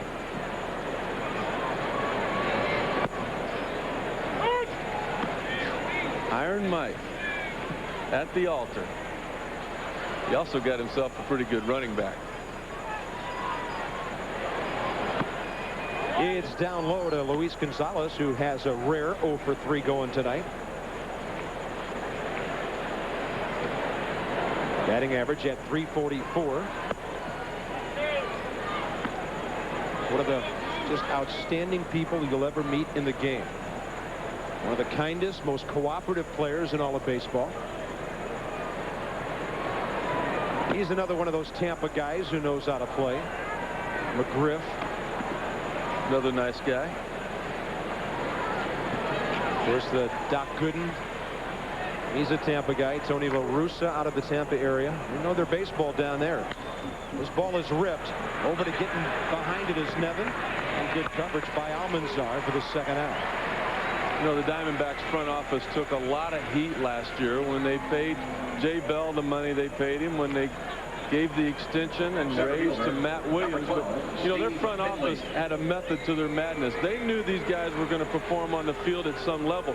But they, more importantly than that, Bob, they knew they had to develop a relationship with that community. There aren't two better people in all of baseball than Matt Williams and Jay Bell to extend that kind of commitment that you want with your community and with your team. Fastball up and in to Finley. Well said, Rick. Buck Showalter under a little bit of fire lately because of his handling of the bullpen, but hey, he's not the guy out making the pitches. It's not his fault. Greg Olson blew 6 early. Their bullpen now has blown 14 saves on the year.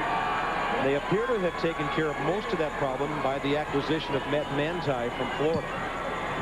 Buck's been under a little fire, as any manager will be.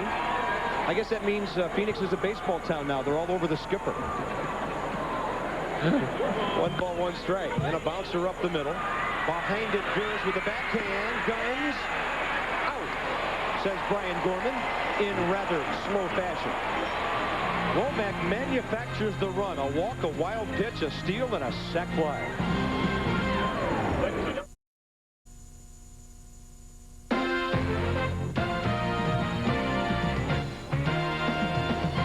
ESPN Wednesday Night Baseball is brought to you by America Online. So easy to use, no wonder it's #1. And by Armor All Protectant. It keeps your car looking new every time you wash. Bottom of the 6th inning, ESPN Wednesday Night Baseball from Qualcomm Stadium, San Diego. Bob Carpenter, Rick Sutcliffe. It's been all Diamondbacks because of their offense. They went up by 4 in the 2nd. Padres trying to chip away a little bit, but 2 more in the 5th. They're running the 6th. And Reggie Sanders leads off bottom 6. He's 1 for 2 with a triple last time up.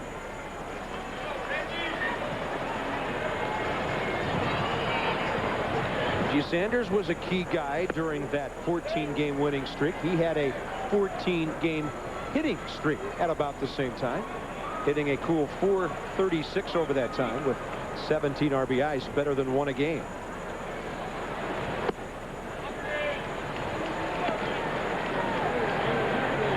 Three balls, no strikes from Omar Dow. He has fanned 5, walked just 1. Composure right there on the part of Omar Dow. Just a simple little 83-mile-an-hour fastball, outer half of the plate to pick up that first strike. So much confidence in him right now. That one is over but low. Sanders on for the 2nd time tonight, and the Padres for the 3rd inning and the 4th time in 6 have their leadoff man on. Well, what a great weekend it was for the Baseball Hall of Fame induction ceremonies on ESPN Sunday. Here's Robin Yount's 3,000. A solid single to right center. Another one of those one-team wonders who spent all of his time in Milwaukee, and he got a chance to do it at home. Now he rides motorcycles all around Phoenix, huh? He deserves it. As hard as he played the game of baseball, just a true gentleman, tremendous competitor. And in all the years and all the hits and all the things that he did, Bob, I never saw him one time show up anybody. No, just class. He'd be intentionally walked a lot of times, and you know, those guys, they'll stand there, act frustrated. Robin would simply flip the bat and run on down to first base. He hits a home run, he acted just like he did when he hit a single. He ran it as hard as he could. He saw it was out of the park, touched 4 bases, went back and sat down. Well, he's the greatest player Milwaukee's ever had, homegrown and home developed. It was nice that Milwaukee got to see Mr. Aaron again late in his career. Stan Musial, 22 years with the Cardinals. Clemente, whose career was cut way too short tragically. Al Kaline, and just an all-time Tiger, as Yaz was in Boston. And of course, Mr. Brett, greatest player in Kansas City Royals history.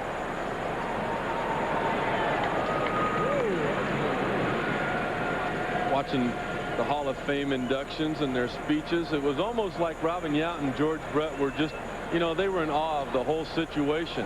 Nolan Ryan, on the other hand, seemed so composed and had it all. Well, of course he was. No, he's been going there for, what, 15 years now? Yeah. It was nice to see Mike Schmidt reappear in Cooperstown for the first time since '95.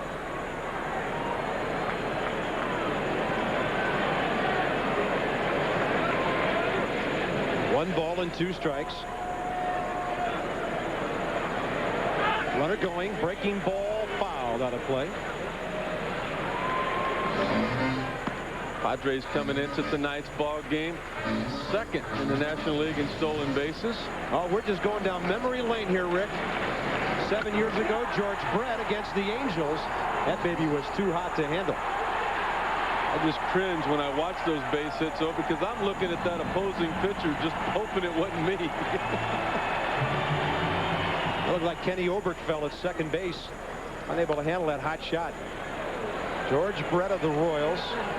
Nobody ever played the game any harder than him. He was cleaner but a modern-day Ty Cobb. I mean, he played the game as hard as Ty Cobb did on the bases, at third base, line drive hitter. I remember that Kansas City ball club back in the early 80s and how hard they all played. I'll never forget how they would take people out at second base on that double play, and George Brett being a big part of that. You watch your superstar play the game right, everybody else is going to follow. Greatest quote I heard about George Brett. He said he could wake up on Christmas morning and hit a line drive. 1-2 pitch. Pretty good hack by Nevin.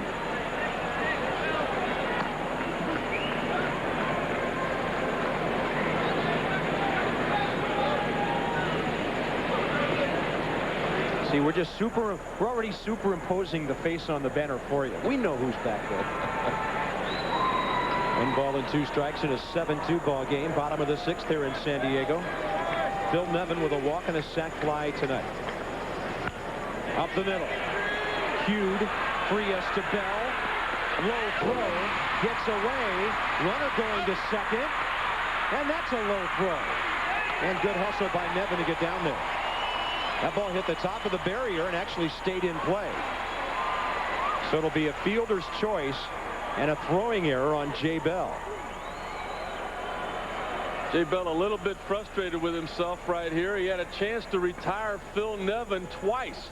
Once with his arm, the other time with his glove. He was not able to make the good throw to first base. Durazo not able to come up with it. There's the throw right there. It's down in the dirt. Hits off the wall. Comes back. Durazo hustling. He makes the throw. Now Jay Bell tries to make the tag and he misses that. You know, you might have seen Brian Gorman, the first base umpire, signal safe twice. The second call was because the ball did not go into the stands. There's Dahl with an off-speed pitch down in the dirt. And then Gorman has to get out of the way to make that second call because Nevin's coming right at him. Well, he had to make sure that he made the call on the ball going up into the stands. It hit off the rail down the first base line, came right back onto the play of field, and it's still a live ball. Runner at second, 1 out. Eric Owens 0 for 2. We haven't seen his best tonight yet.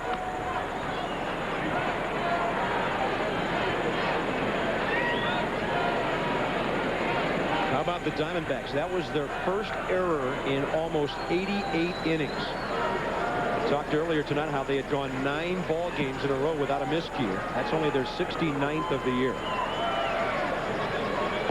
Another element to that veteran influence you talked about earlier. Well, Buck Showalter said before the game, part of that reason as well was the pitchers throwing strikes. He said it's so much easier to stay on your toes because you know the ball might be coming at you and you know you're not going to be out there very long. Omar Dahl walked the first hitter here in the inning. Might have caused a little bit of a lapse on the part of Jay Bell. That was not that difficult of a throw. Jay Bell's 13th error. Former shortstop, now a second baseman. 2-1 to Eric Owens. Bounce to third, right at Fox on a hop. That's the second out. Still at second base is Nevin. Diamondbacks started this season with Tony Batista as their everyday shortstop. He was traded to Toronto, though. At that time, I thought Jay Bell might be going back to shortstop. Tony Womack coming in to play second base. But Buck Showalter says no way. He says Jay Bell is comfortable at second base. He's made that adjustment, and that's where he's going to stay. Here's George Arias. By the way, we mentioned earlier tonight that he might be replaced at third base. It could be Owens in San Diego. As mentioned earlier tonight, we heard a Vinny Castilla rumor. George Arias has asked the Padres to trade him. Trade value not very high right now. He has fanned twice tonight. He jacks one to left field. This one is going to the wall. It'll score Nevin, and Arias into second base with a 2-out RBI double that makes it a 7-3 game. Now that's what the Padres are looking for from him. And for this to continue to happen, George Arias needs to simply wait for pitches in the strike zone. He's got tremendous power to all fields. 36 home runs last year, 119 RBIs, but he does that damage with pitches that are in the strike zone. That ball right down the heart of the plate, right at the knees. Arias hits the ball well. It's the pitches out of the strike zone that he has got to lay off of. Otherwise, he's going to find himself somewhere else.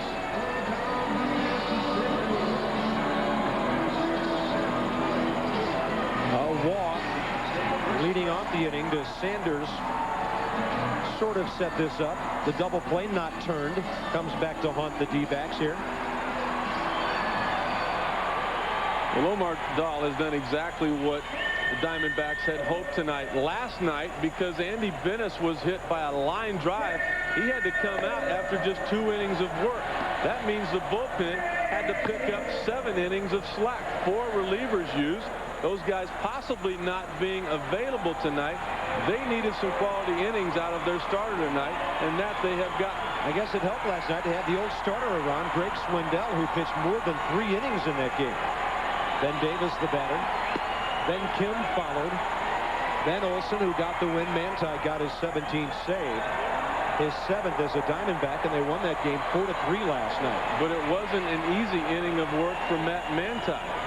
He had to throw 22 pitches in the game ending on a line drive with the tying and go-ahead run on base. 2 balls and no strikes. Ben Davis 1 for 2, opposite field single last time. If he gets a base hit here, the Padres are back to within 3. That was a big hit by Arias. Off-speed pitch. I'm telling you, Omar Dahl's got some nasty movement going tonight. He's been changing speeds, as Rick mentioned, with a breaking ball. That looked like a straight change. You know, he has really battled as well. It doesn't look like he has a good fastball. He's not thrown many fastballs even close to the strike zone tonight, but he's still been able to compete. This young left-hander has averaged almost 7 innings per start this year. Career high 9 wins. Got number 9 against the Dodgers. Here's the 2-1. Up the middle, but right where Bell was playing. Padres settle for 1 run for the 3rd consecutive inning. Rubio Durazo coming up. What's the young man got in store for us next? He's 3 for 3.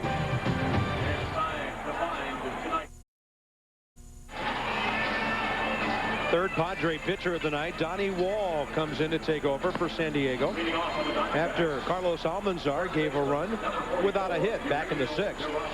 Now a 7-3 ball game. Donnie Wall on for the 34th time of the year. Another control pitcher. Guy general manager Kevin Towers was able to pick up in the offseason last year. A big part of the Padres' run and the strength of their club last year, their bullpen, as they headed to the World Series against the New York Yankees. Top of the 7th, Durazo 3 for 3, 2 runs, and he goes up hacking early. Well, he's proven that he can hit the fastball already. He hit one up and away. He hit one in on his hands for a base hit. He hit one down and away for a base hit. Donnie Wall has been paying attention tonight. Starts him off with a changeup. Well, you saw the Segui trade Seattle made. Bottom of your screen there a moment ago. Our 28-58 update. 0-2. And he pulled the string on the rookie. Get him out ahead. That's what Donnie Wall did. First time tonight Durazo's retired. Interesting deal the Mariners made there.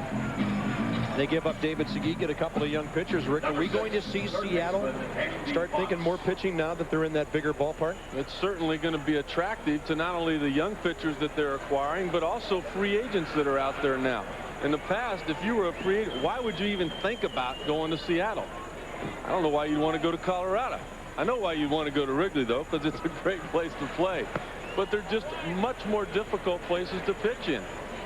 Yeah, the Alaskan king crab was about the only reason I could think of for going to Seattle. Andy Fox, the batter, shoots one out to left field high in the air. Sanders broke back, comes in, 2 down.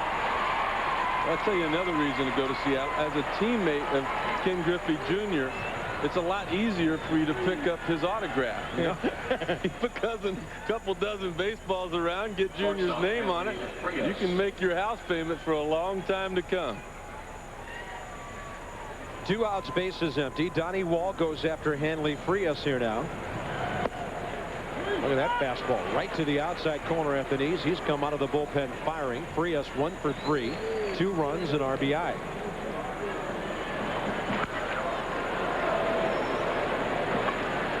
Donnie Wall works so quick. It's almost like hitters get confused. They don't know what to look for. You watch him throw in the bullpen. He's just got average stuff. His fastball normally 85, 86 miles an hour. A little curveball, a little changeup. But here he comes again.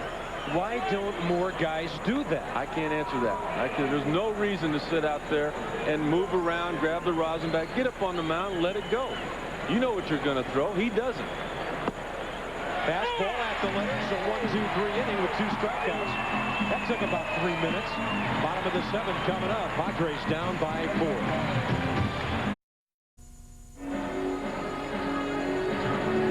4. Bottom of the 7th. ESPN Wednesday Night Baseball. Bottom of the order for San Diego. Damian Jackson, their shortstop, leads off, and Omar Dowell's into his 7th inning of work. Buck Showalter and Mark Connor keeping a close eye on the left-hander. They've had the bullpen ready. There's that breaking ball and a foul. Quickly it's 0-2. Well, the Diamondbacks could make this a big night. They could lead the Giants by a game and a half. They lost to the Cardinals 6-3 today. They would push San Diego 7 back. Dodgers winning handily, but Colorado is losing by 10 at home.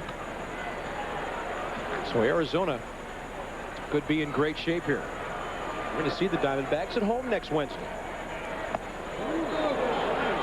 Talent-wise, when you look at the National League West, really coming into the season, only 2 ball clubs that had a chance to pull away in this division. The Dodgers and the Diamondbacks. The Dodgers, of course, just exploded and buried themselves. The Diamondbacks trying to do that. Right field fly ball by Jackson. Womack in for the first out. And Ruben Rivera will now be the pinch hitter here in the 7th with 1 out. Let's check our in-game box for the Padres, brought to you by Pep Boys Auto Service. Tony Gwynn got a base hit his first time up tonight, number 2,991.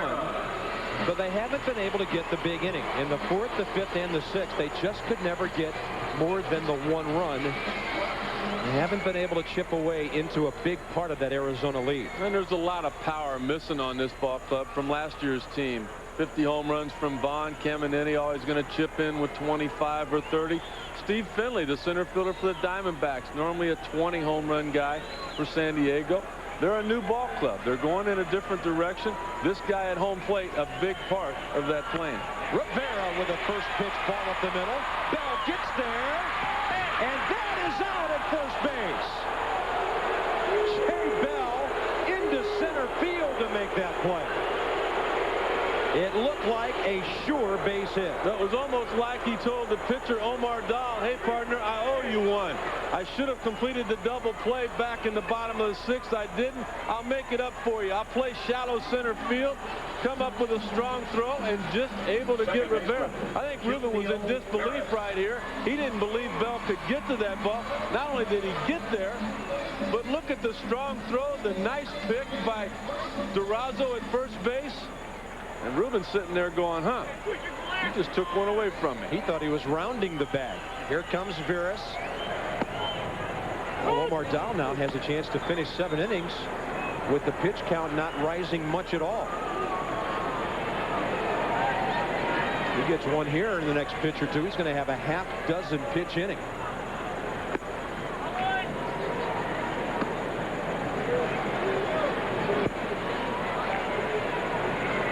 Dan Maselli down there in the Padres bullpen.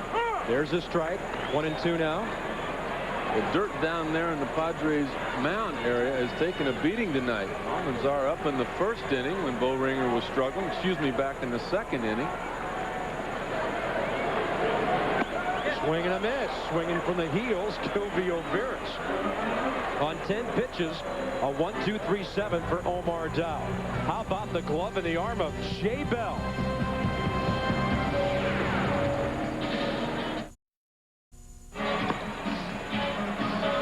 The veteran right-hander Dan Miceli, the 4th San Diego pitcher of the night.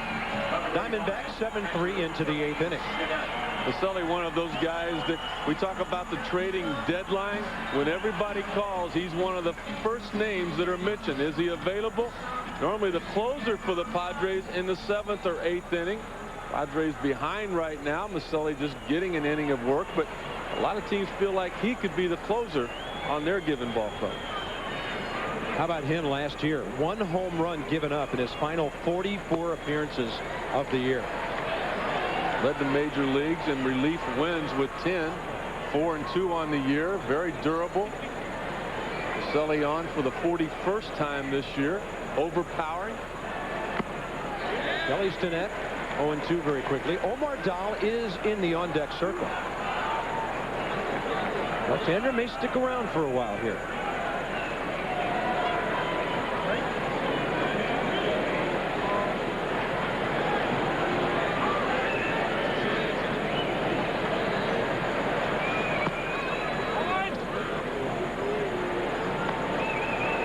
Times with a guy coming out of your bullpen, what you'd like to have is one overpowering pitch and something off speed he can get over. Miceli has 3+ pitches: fastball, split-fingered fastball, and then a hard slider.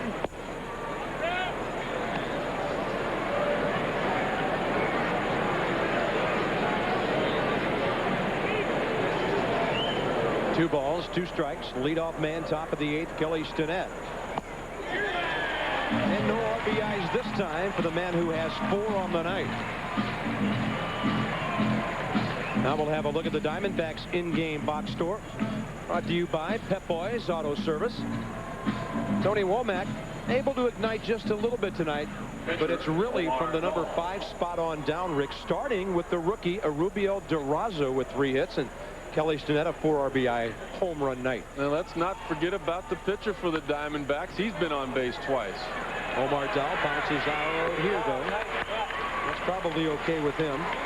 Go up, swing early, get back, and start thinking about the bottom of the 8th.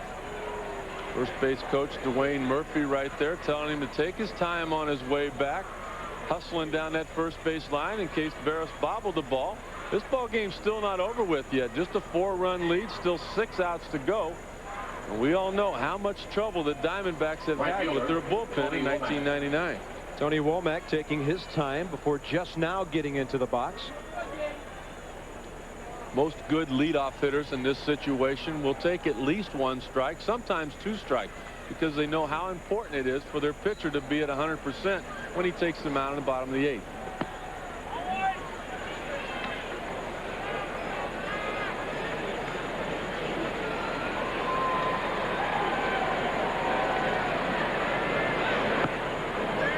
Takes the first 2. That's a strike.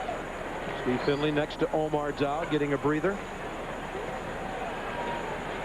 Tony Gwynn to lead off, bottom of the 8th. Reggie Sanders and Phil Nevin.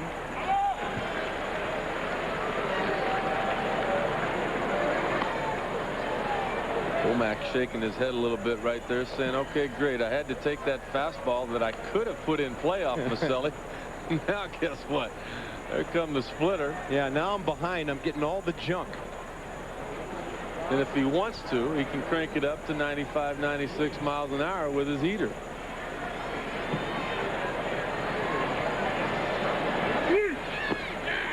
Got him on a pitch down low. That might have been that hard slider down and in.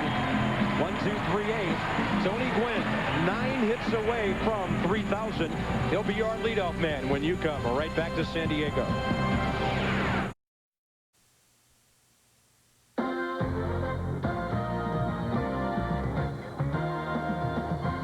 ESPN Wednesday Night Baseball is brought to you by Labatt Blue, Pure Canada, and by 1010-220. Dial it and talk up to 20 minutes for only 99 cents.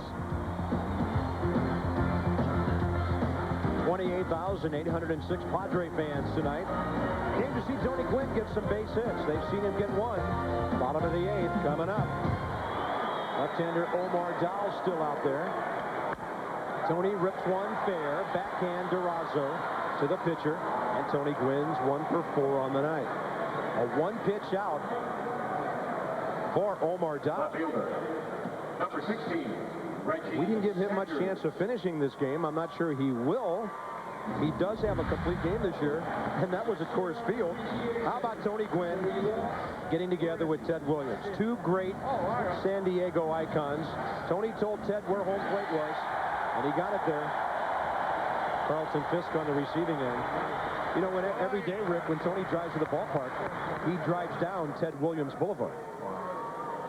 What a terrific moment that was.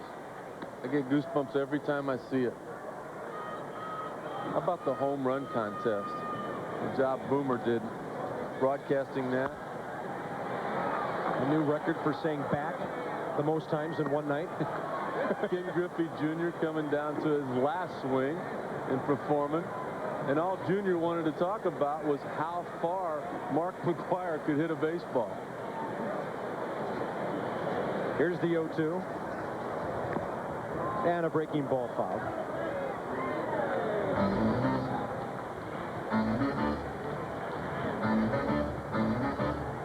Yeah, a year from now, you're going to say, by the way, who won that home run contest when McGwire hit 13 in the first round?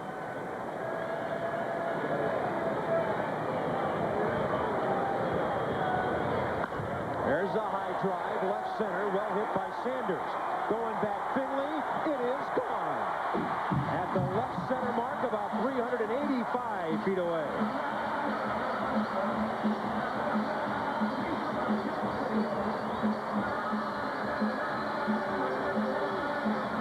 Tony Gwynn's probably mad at himself for not being aboard. It's a 7-4 game now. Tony hit the ball hard. It was pretty good positioning on the part of the first baseman of the Diamondbacks.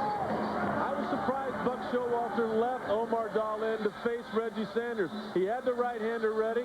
After he retired Tony Gwynn, Buck had to think he could get anybody out, but that wasn't the case.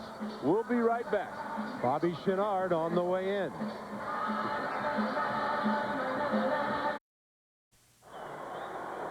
Bobby Chenard for the Diamondbacks. Wally Joyner pinch hits for Phil Nevin on the San Diego side.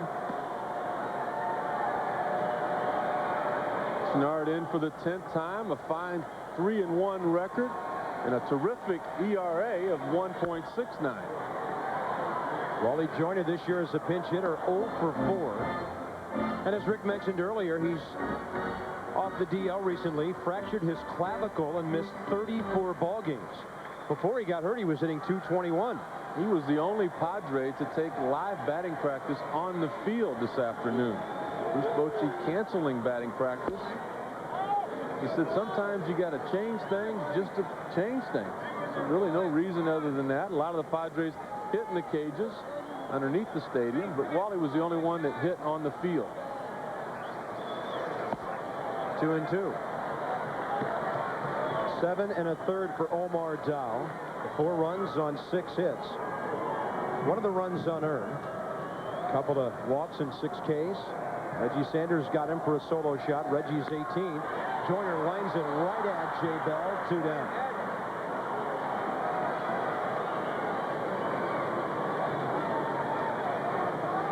Our own Ray Knight said that when healthy, Reggie Sanders, one of the most exciting players in baseball. He can run, he can hit with power, he can play anywhere in the outfield. But the effort on the part of Steve Finley, he knows these fences here probably as well as anybody. Fully extended right there, but just ran out of room. Bouncer to second. There he is, thrown out by Bell. And this ball game is quickly into the 9th inning. So whatever fire the Padres thought about lighting, Bobby Chenard put it out in a hurry. Sanders homer makes it 7-4 after 8. Top of the 9th inning, Diamondbacks going for the sweep. They lead 7-4. Wally Joyner stays in, plays first base after hitting for Phil Nevin. It'll be Jay Bell, Luis Gonzalez, and Steve Finley for the Diamondbacks. Out hitting the Padres, 9-6, leading 7-4. The big inning, a 4-run second. Jay Bell 0 for 3, but has a sac fly and his 74th run batted in.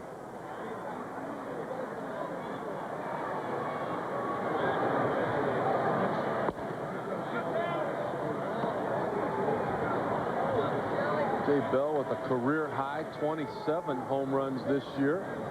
Diamondbacks with the possibility of a couple of guys hitting 40 home runs. Matt Williams, no stranger to that territory. He did it back in '94. Bell, a high fly ball near the seats.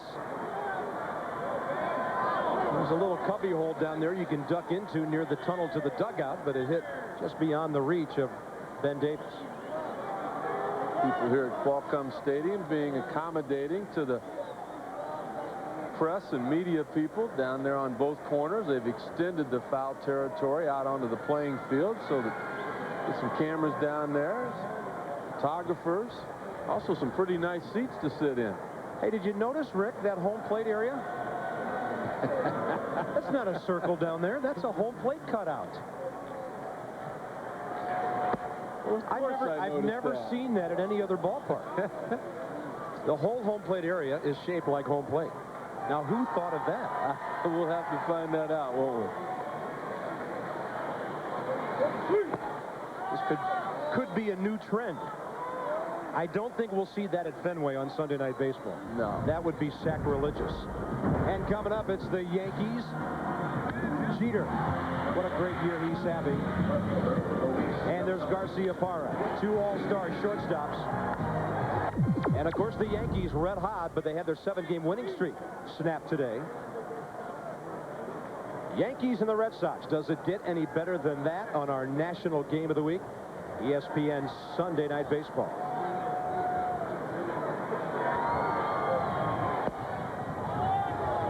And Luis Gonzalez, the batter.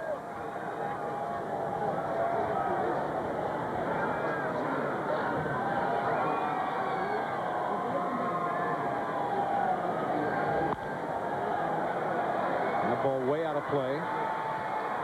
And then Luis Gonzalez 0 for 4 tonight. Greg Olson up and throwing for the Diamondbacks. A little bit surprised not to see Matt Manti. 3-run lead, the possibility of a save. Maybe Buck Showalter feels like that the Diamondbacks are going to add to that 3-run lead. There won't be a save opportunity.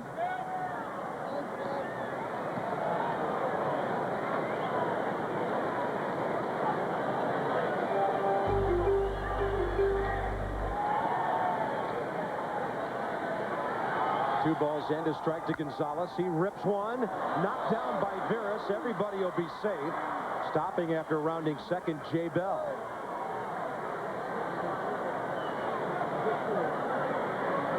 And the Diamondbacks, after collecting 10 hits last night, do it again. Tonight's copyrighted telecast, presented by authority of the Commissioner of Baseball, may not be reproduced or retransmitted in any form, and the accounts and descriptions of this game may not be disseminated without express written consent.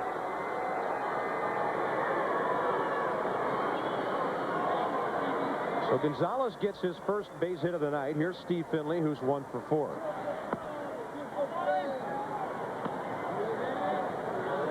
Finley hit 47 homers his first 7 years in the big leagues.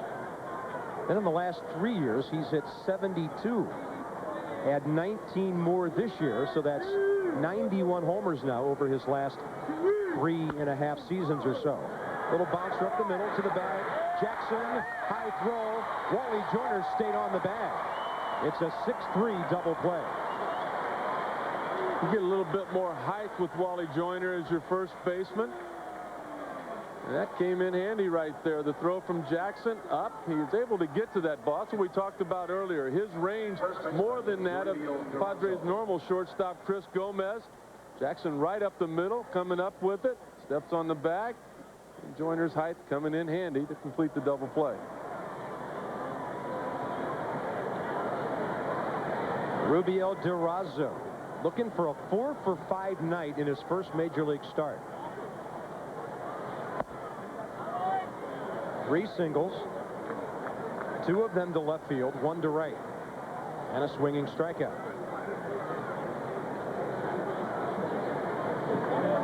Does not have a major league RBI yet. Is that a prediction? Just an open-ended statement there. He's going to get some, isn't he? Well, I think Ben Davis had the same thought right there. Maselli started him off with a fastball. He's proven that he can hit the fastball. It's the off-speed pitches that he's had trouble with. There's the fastball up and away. There's one in on his hands. Look how quick he got to that pitch. Now let's go down and away. Let's see if he can handle this one. Yeah, he sure can. The last time up, he struck out on all off-speed pitches. That's a bouncer, deep first. Joyner to Miceli, who closes out 2 good scoreless innings of relief. So the Padres still have a shot. Down by 3, bottom of the 9th. Arias, Davis, and Jackson scheduled up.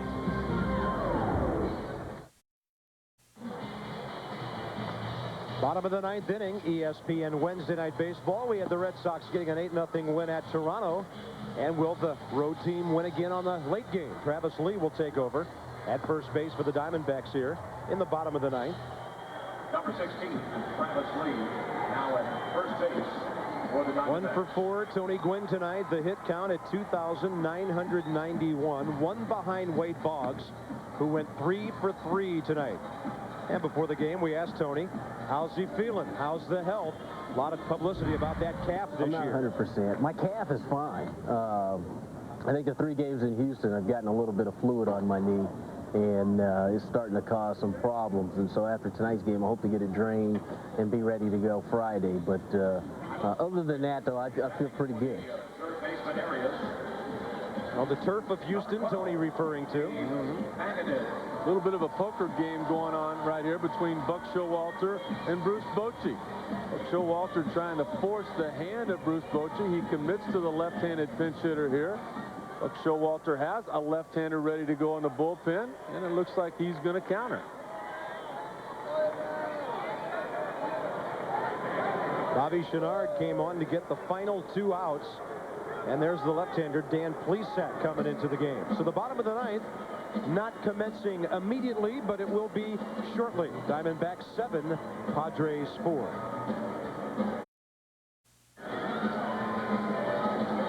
Well, Dan Plesac had some pretty good years as an American League closer with the Milwaukee Brewers back in the late 80s. Sure did.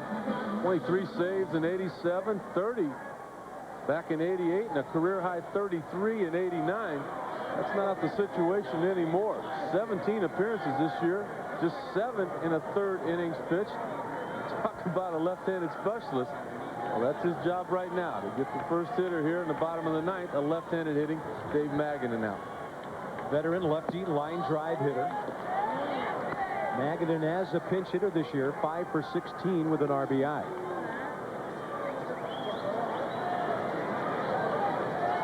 A .291 career batter. Another one of those Tampa guys. Out of the University of Alabama.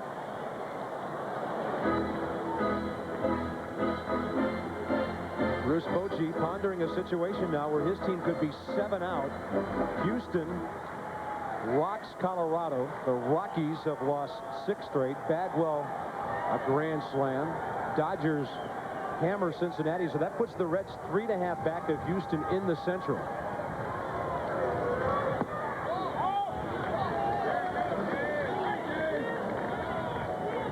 St. Louis had to win to stay 11 back. Right now it's a 2-horse race in that Central. 7-4 here, bottom of the 9th. Dave Magadan with a count of 2 balls and a strike against Dan Plesac. A stroke to left, ball slicing. We're looking at the struggles of the Colorado Rockies. You got to feel like Jim Leyland is going to get that ball club back in order by getting some of the people there that he wants. You hear a lot of rumors about a lot of people being available on that ball club. And the big one we heard today was a deal with Milwaukee that would send Darrell Hamilton back to the Brewers, along with Darryl Kyle. Scott Carl and Marquise Grissom were the Milwaukee names we heard could be on the move. Denny Castilla's available. 2-2 pitch. High fly ball left field. Gonzalez got a great jump, but he's there in plenty of time. Diamondbacks 2 outs away from a sweep on the road against a San Diego team that came into this series 11 games over 500 at home. Rich Eisen and Stuart Scott coming up next with SportsCenter. Barry Sanders, a shocker. And it was on this field right here where he played his last collegiate game for Oklahoma State in the Holiday Bowl in 1988. Dominic Hasek says he'll play one more year for Buffalo, and then he's hanging it up. Peter Gammon's Diamond Notes. It's all coming up next on SportsCenter. I will never forget that night in the Holiday Bowl here. Kevin Kiley and I sat here and watched Barry Sanders run for 200 yards in the first half. He hardly played the second half. And the Wyoming Cowboys are still wondering where he is. 2 balls and no strikes to Ben Davis.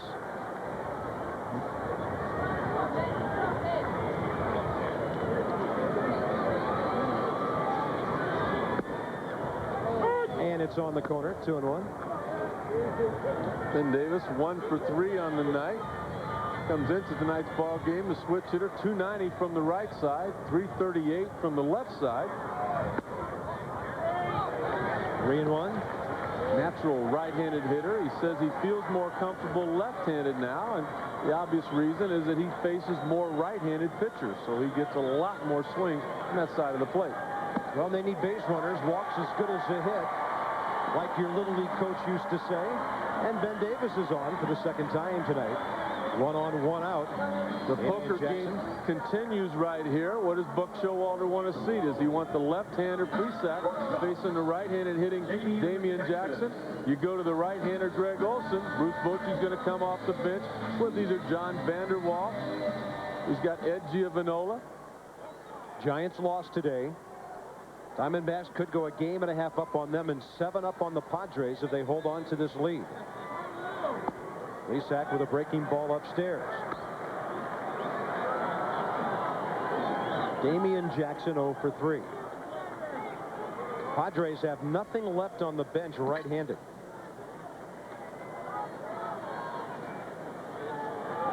One of the best pinch hitters in recent years is on deck. That's John Vanderwall, who went over 100 career pinch hits this year. He has 9 of them.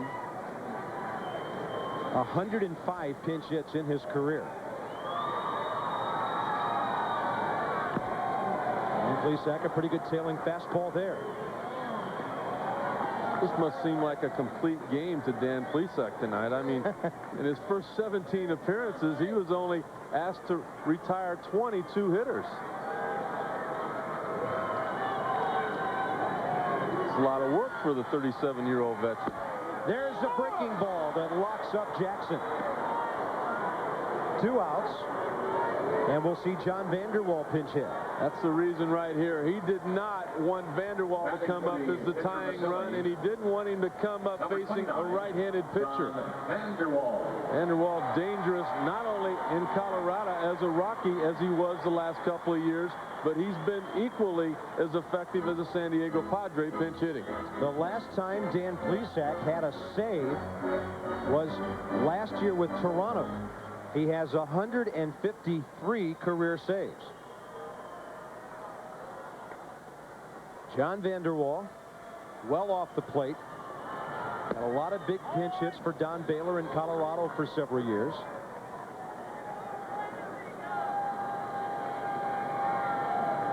Greg Olson pawing at the dirt. He may be left in the pitcher's on deck circle here.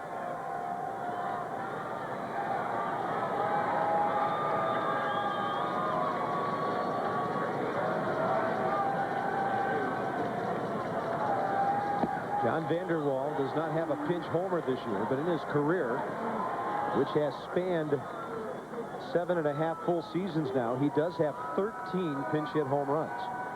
I've always had a lot of respect for these guys that come in the late part of a ball game. You're always facing the opposition's best reliever. You're only going to get one swing in the bat, and for guys like Magadan and Vanderwall, Jim Leyritz, to be as successful as they are, it's pretty amazing. And a lot of them subscribe to the theory, Rick, that you come off the bench and you take a good cut at the first good ball you see. It may be the only one. Down to their final strike now are the Padres. Magadan fouled out to start the inning. Davis a walk. Damian Jackson frozen at the plate. And now Dan Plesac looking for his first save in the National League. Buck Showalter's team trying to win their 8th in their last 9 and sweep this series.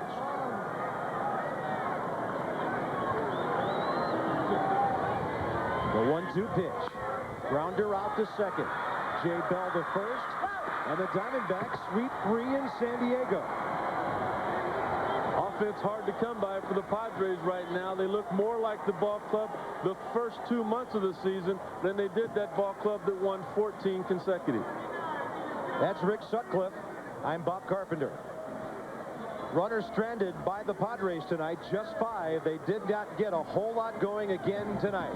Sports Center coming up next on ESPN. And for Rick Sutcliffe and our entire ESPN crew here in San Diego, Bob Carpenter. This has been a presentation of ESPN, the worldwide leader in sports. For more, log on to ESPN.com. Part of the Go Network, go.com. D-backs sweep.